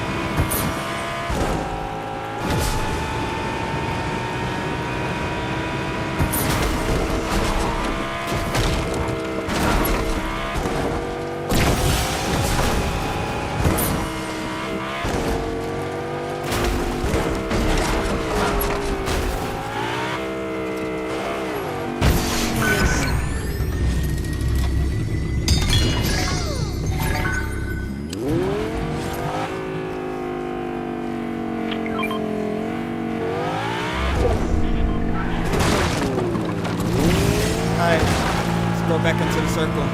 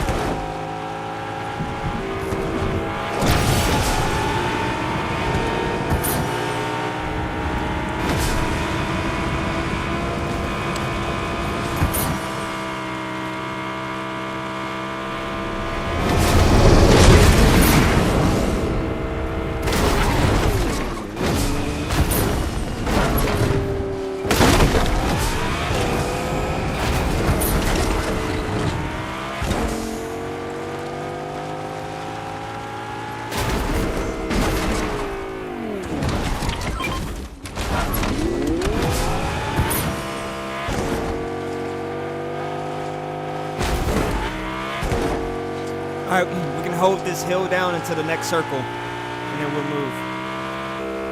If we see enemies, whatever, we can move on them, but we are at a pretty good position.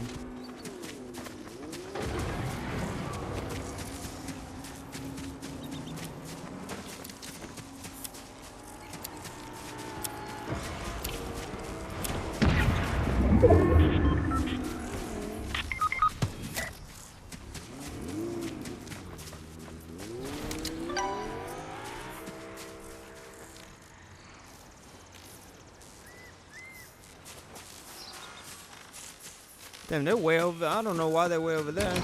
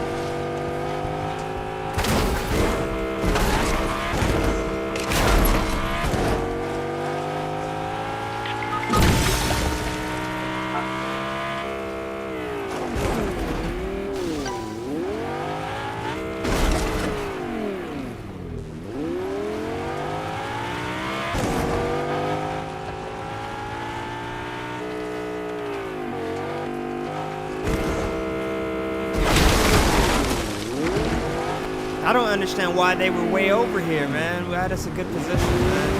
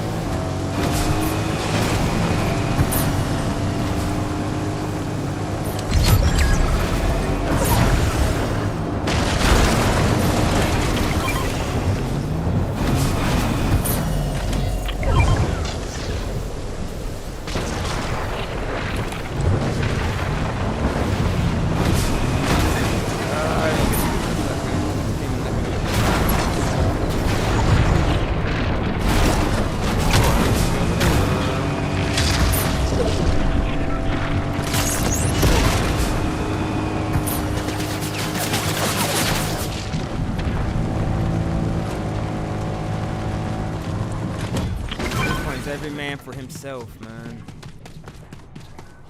We're all scattered around.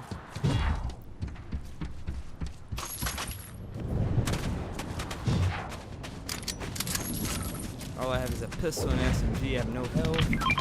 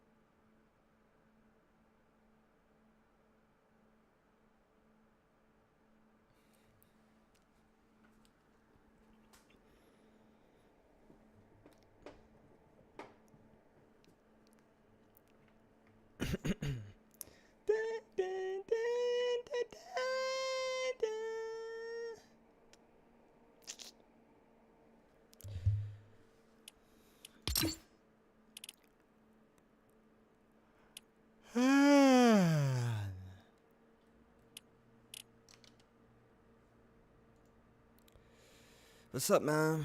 I'm on Fortnite. Just got 2 top place finishes. I got a 2nd place, and then I got like a 6. It was like a 6th place.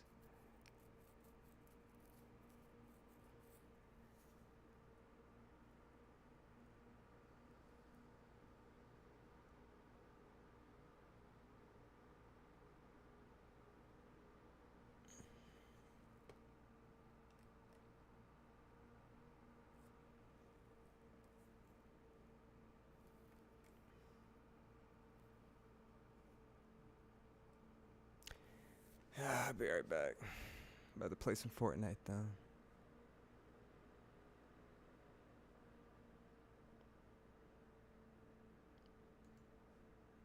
Because here's what's going down. You have a $940 a month payment on a $230,000 house with a really cheap interest rate. My guess is you're renting out and making several $100s a month. If you pay that house off, all you're going to do is increase your cash flow. But here's the crazy part. By not that much. Not by that much, because when a house is paid off, you get a very low return. The more real estate you buy with leverage, the higher ROIs you get. So really you should ask this question. I want to answer the question, when do you pay something off? Is that fair? Yeah, that's fine. When do you actually pay something off? Write this down, my friends. When you have a passive income that is greater than your ideal expenses, that basically covers the lifestyle of your dream life, then start paying crap off. But if you're like, I want to pay stuff off, but I don't have a passive income, your money is not supposed to pay stuff off. Don't even pay off student loan debt. You're supposed to use that money, and what do you do with it? You buy investments that produce a passive income, and when that passive income is equal or greater than the expenses of your ideal life, now start paying stuff off. You do it in the reverse order, you will wind up poor. Damn. Yeah, no, that's great advice. I mean, it's very simple, guys. Like, earn more money, invest money into assets that pay you back, take money that comes from the asset paying you back, and then use that to pay your bills. That's like working one job, trying to pay off debt. You get 2-3 jobs and pay it off faster. Well, and let me give you a real life scenario. When I had a net worth of $1.6 million when I was 26 years old, those 25 properties, I was millions of dollars in debt. I want to be clear. I owed millions of dollars. Yeah. But after servicing the debts with all the rents that I brought in, I had $12,000 left over every month. So most people graduate college on a $50,000 a year average salary. I graduated college with a passive $120,000 a year. Now, you'd have to say, yeah, but Chris, I was millions of dollars in debt. I said, yeah, but I had $12,000 and I didn't need a job. Who was free? I was free. I had time freedom and I had money freedom. I can do whatever I wanted. The thing is, was I comfortable with debt? And people, unfortunately, have been misindoctrinated about the word debt. There's two kinds. A bad debt, like I bought a boat. It costs you money. That's bad. You shouldn't do that, right? That's Dave Ramsey, and that's good. He's right on that. But you should be acquiring good debts. What is a good debt? A good debt makes you money. So it's just like, what do you do with your money? I acquire debts. Like, what are you doing? I'm going, guys, right now, put $100 million in front of me and I will sign it today because I know where to put it. Like, I know how to make $100 million of debt make me so much money. I want that. So you got to actually fall in love with good debt, and then you've got to do everything you can to stay out of bad debt. You got it. And real estate, guys, is good debt. Like, if you're using a bank and they're giving you 80% of the loan and you're putting down 20%, well, you put down just a fraction. You put down a fraction of it. That house is generating you money, and the person's paying down the principal for you, like we were discussing before. It's a fucking W. Because you're not paying the debt, guys. They're paying it. Oh, well, vacancy. All right, cool. You cover the debt for a month or two until you find another tenant. Who cares? It still pays for itself in general. In the long term, so. And it goes up in value. Like, it just, like, guys, people still have this, like, weird concept in their head. They hear debt and they think automatically it's bad. But, guys, real estate debt is the only debt, really. I mean, I can't think of another one, really, that's, like, good fucking debt. No, I want to have as much as I can. By the way, I would go into business debt. Business debt. Yeah. Like buying businesses and then owing money on businesses. I mean, business in some ways is way better than real estate. Yeah. Meaning, when you buy real estate, it's predictable, it's consistent, and you know how it's going to perform. You can fast forward 10 years and you know exactly where you're going to be at. But when you buy business, what you can do is you can walk into some really huge active incomes. Like, for example, Shark Tank. Yeah. Same thing. You buy a business like that, it could do crazy numbers times 10, or maybe not so much, but it's a benefit. And there's definitely risk to doing that. Yeah. You know, but if you know what you're doing, it's like, hey, here's a company that's been around for 10 years. You can buy this business for $1 million. You basically put $200,000 down. They'll finance the other $800,000. You buy this business, you're going to be $800,000 in debt. But servicing the $800,000 is going to cost you, let's just call it $10,000 a month, because it's really expensive seller financing. But the business has a consistent positive cash flow of $30,000 a month. Would I buy a business that I have to pay $10,000 a month due to service that has $20,000 of net profits and has a 10-year history of that? Yeah, I'd do that deal all day long. Please, I want to be $800,000 in debt. Why? Yeah. Because I want an extra $250,000 a year. Yeah. Yeah. Boom. What else do we got here? Chris, what would you recommend I do to pay off my debt / build my credit and save money to invest in some type of property as a beginner? 3K capital, 5K credit card debt, and collections with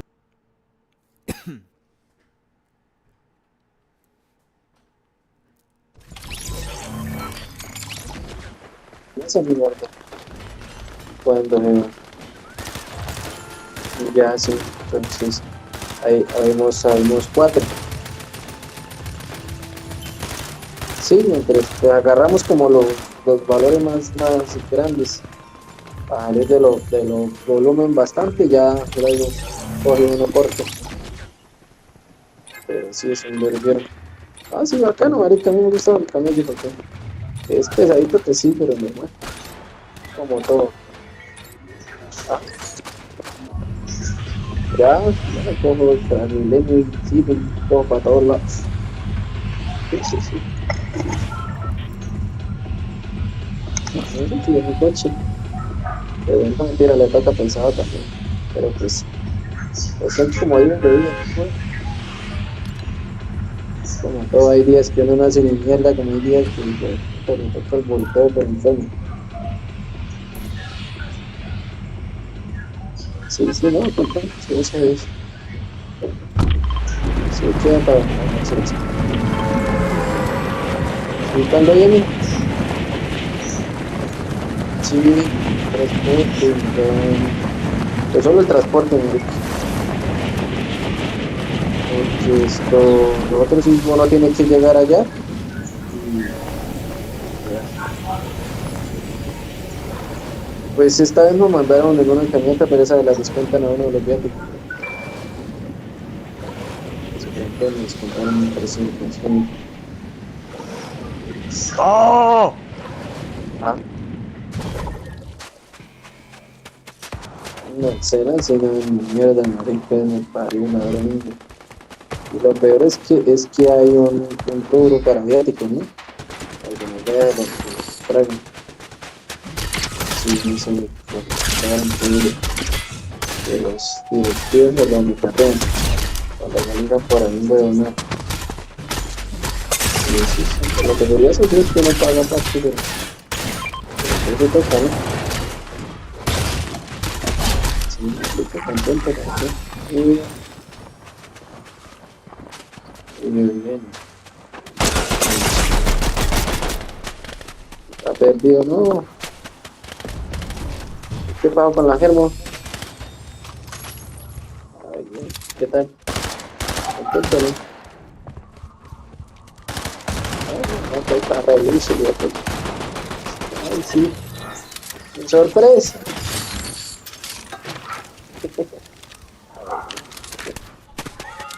Alegra, papi, me estoy en el popó. Listo.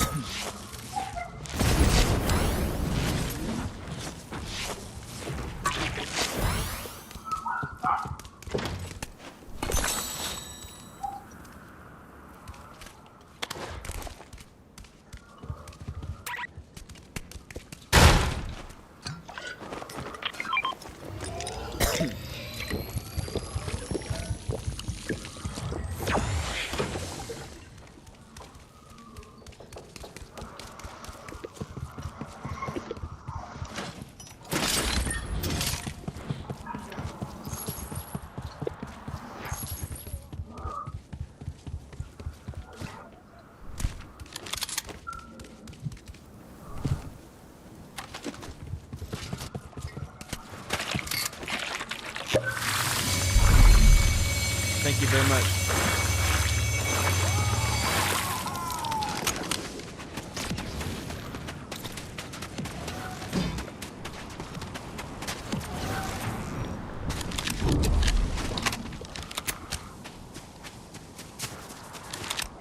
Are you a streamer?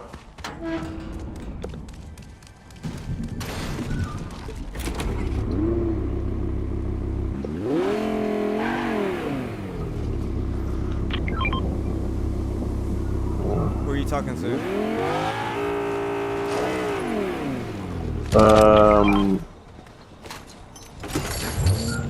What's the name? The 89, the 89. Level 89. I think he's Spanish. Spanish?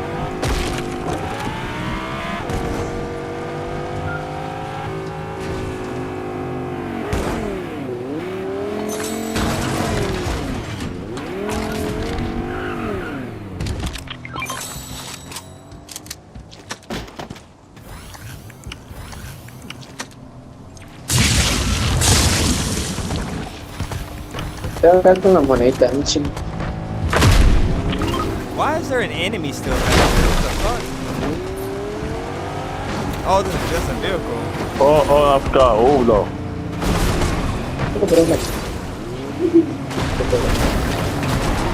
Right in the house. Yeah, these aren't bots. These are actual people.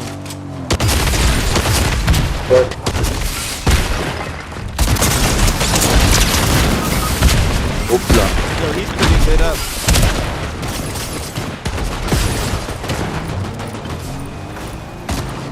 One down. Yeah, there's a guy behind this shack right here. Okay. Oh, gotcha. Fuck.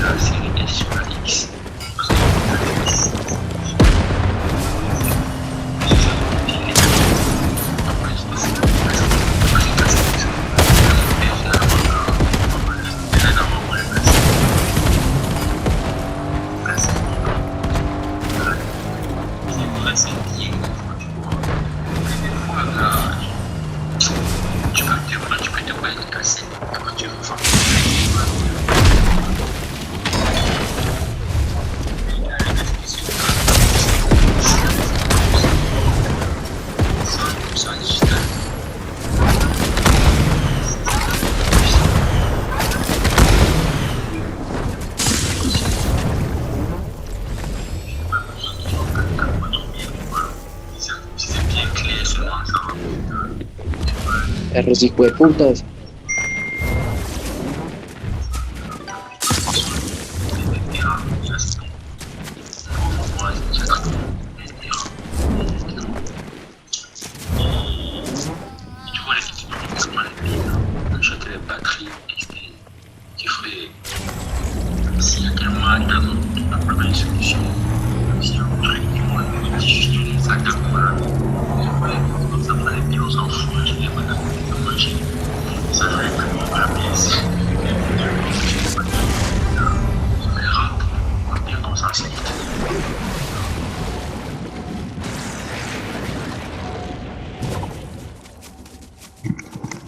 Thank you.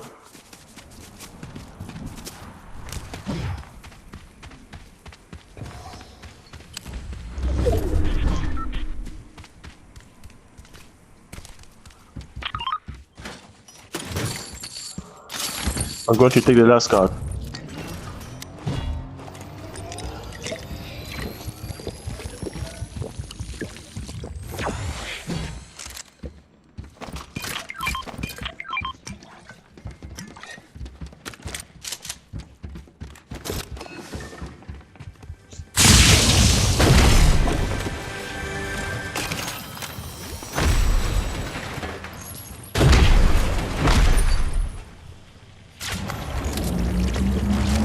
Gracias.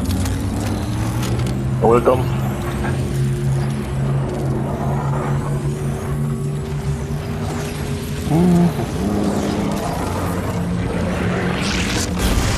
People.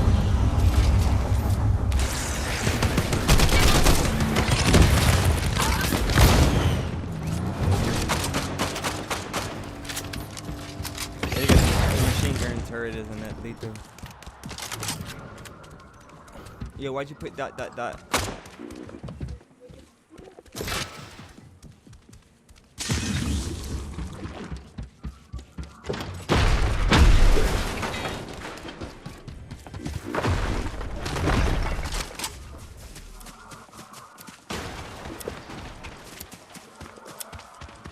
Can everybody hit the like button? Oh yeah, why'd you put that? Come on, Mari. Who else is in the chat? ¿Qué dijo? ¿Qué?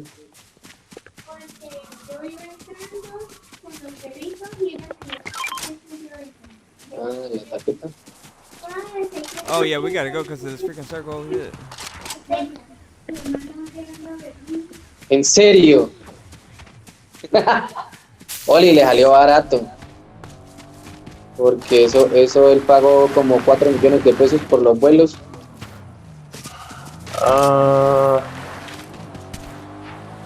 Who plays sniper? I got 2 sniper.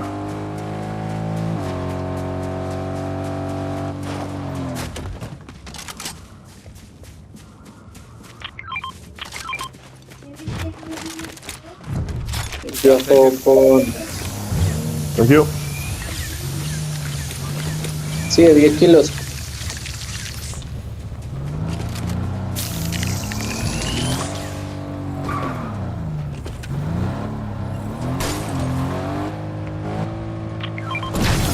Yo, get the vehicle.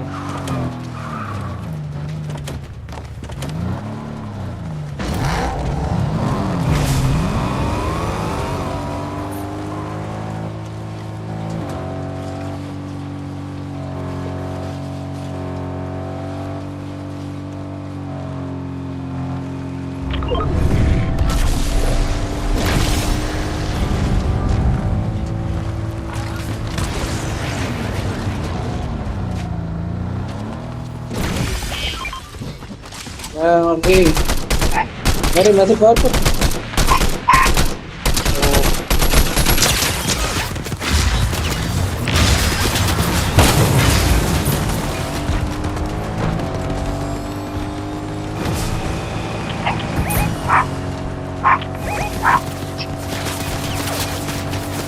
Chupa.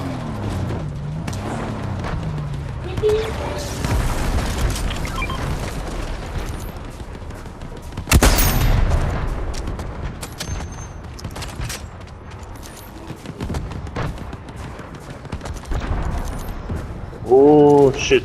Oh shit. I'm dead. Ah, bah, ouais.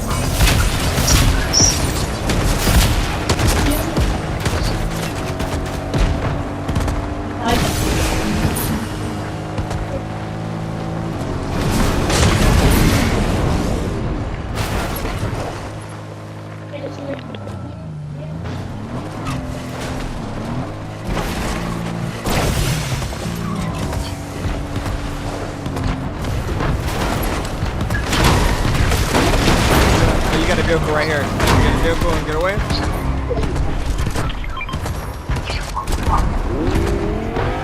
Are you healing up in that water? Okay.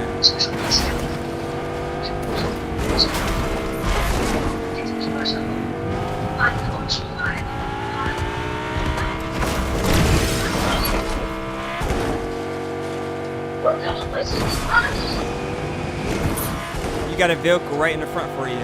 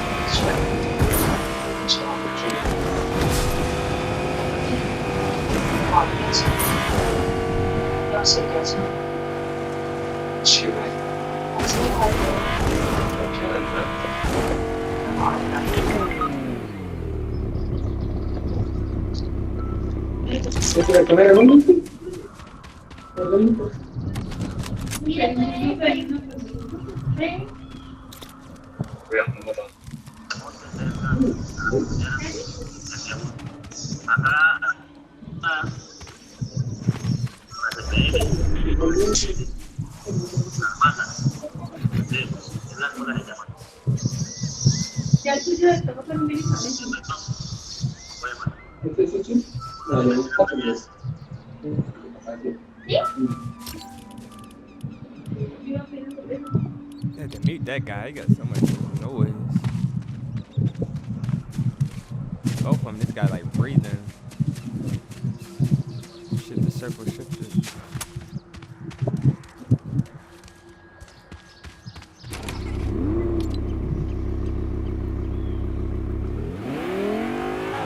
Shifted far.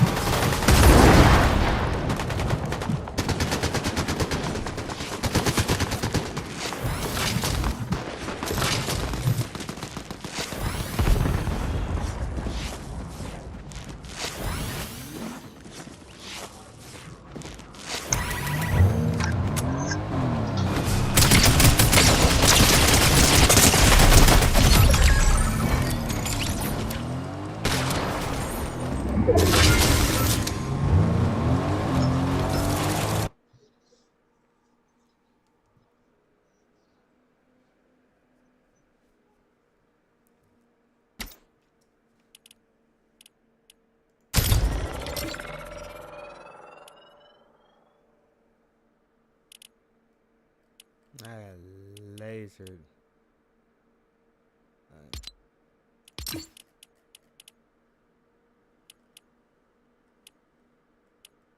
I suck.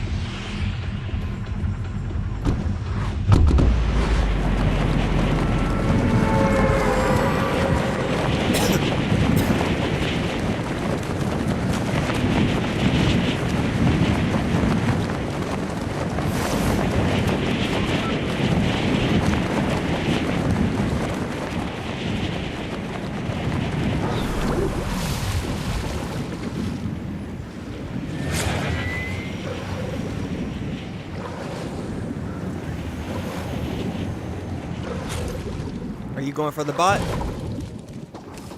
All right, dope.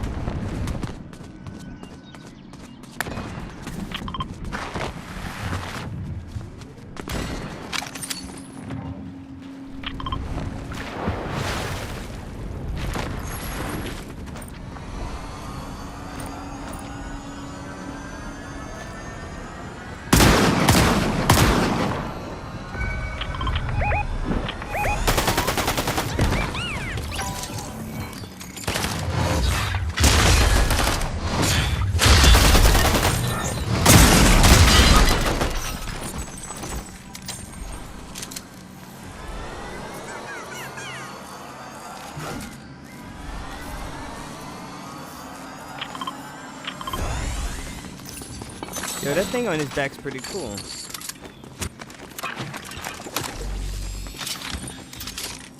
I like that. They got a hamster wheel on his back.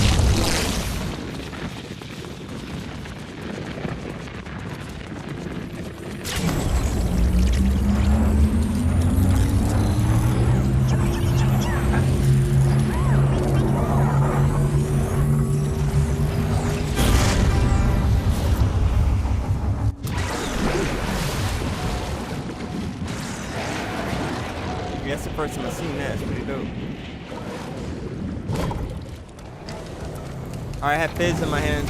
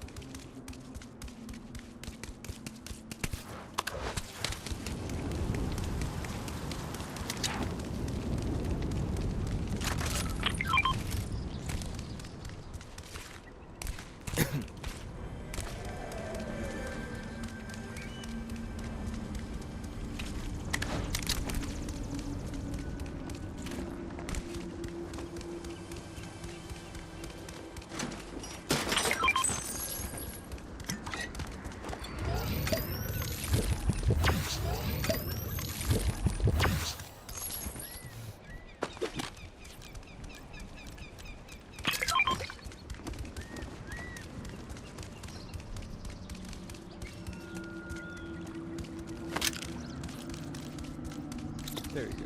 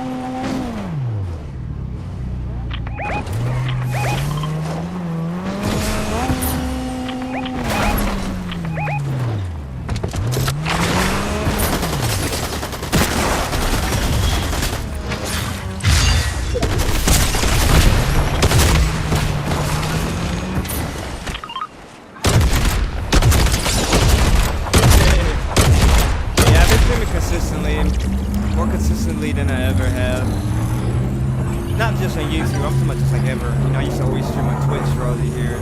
It just was never consistent.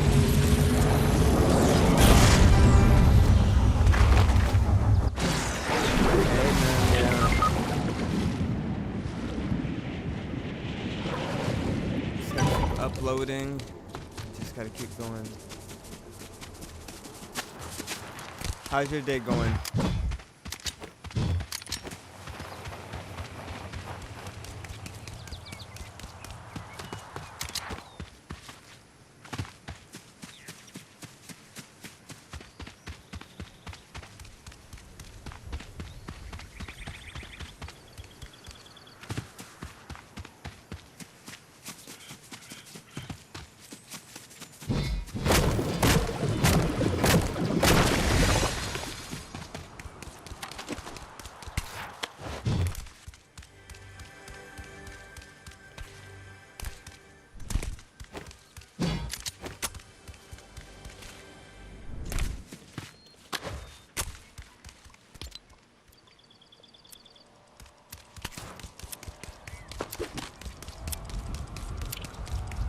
You say I've been outside. Yes, sir. What you got planned for this evening?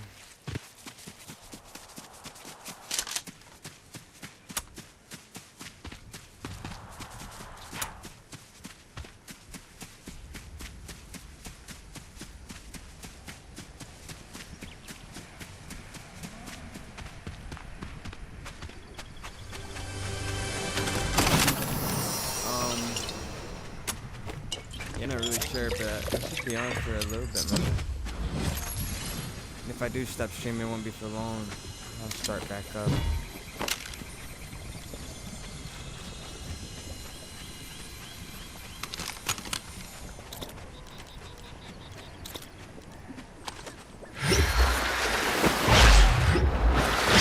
Yeah.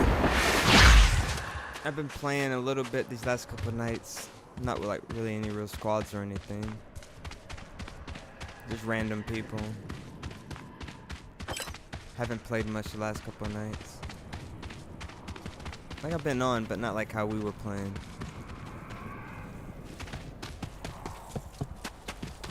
Alright.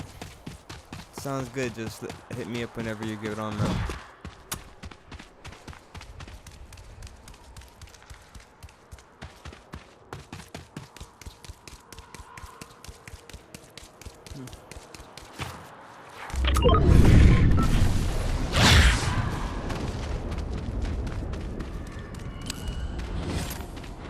I saw someone jumping over there.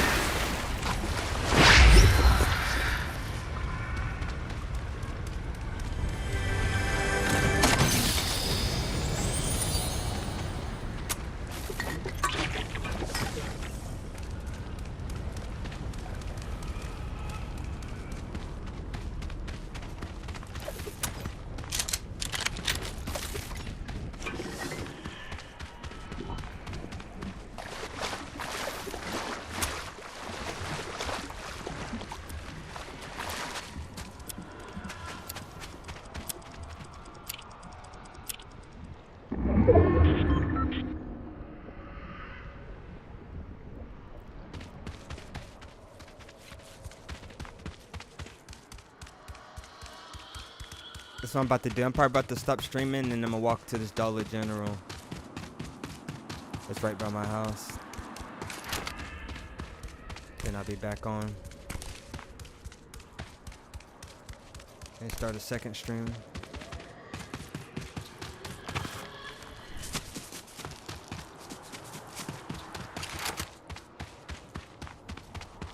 Then I'll stream that for the rest of the night.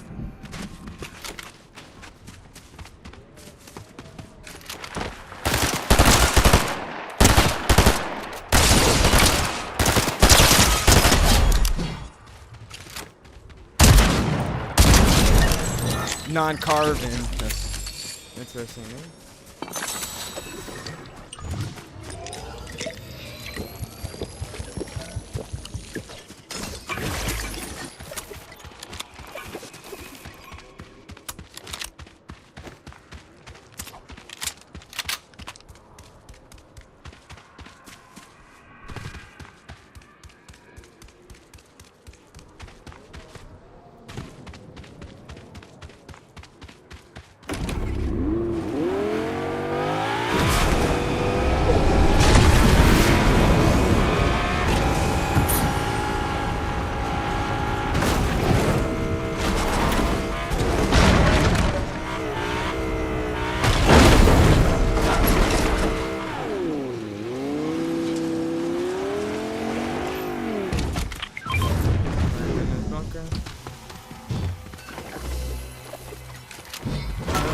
If I die, I'm going to get all this gold.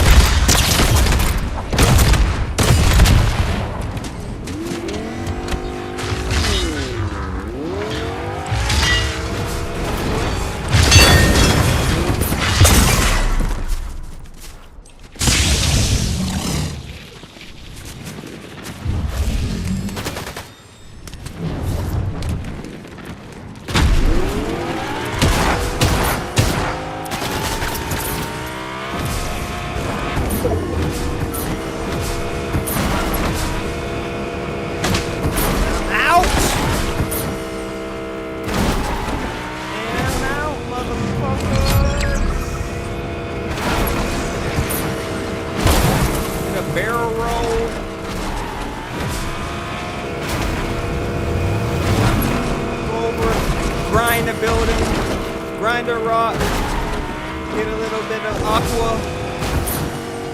aqua into my intake and my engine to cool it off.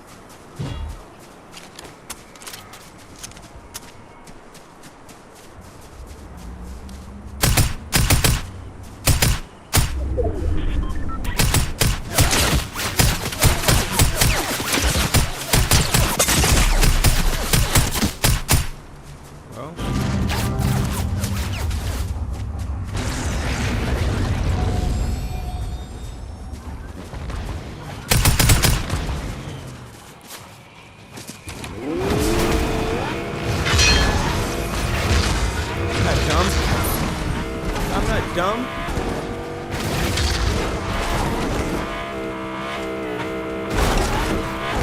I knew exactly what your plan was, cuz.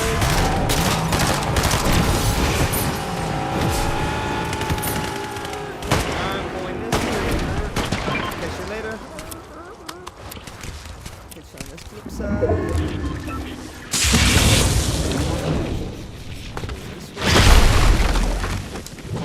Fizz. Ooh, I saw some enemy. I saw some enemy right there. Are they friendly me? No, I think they did.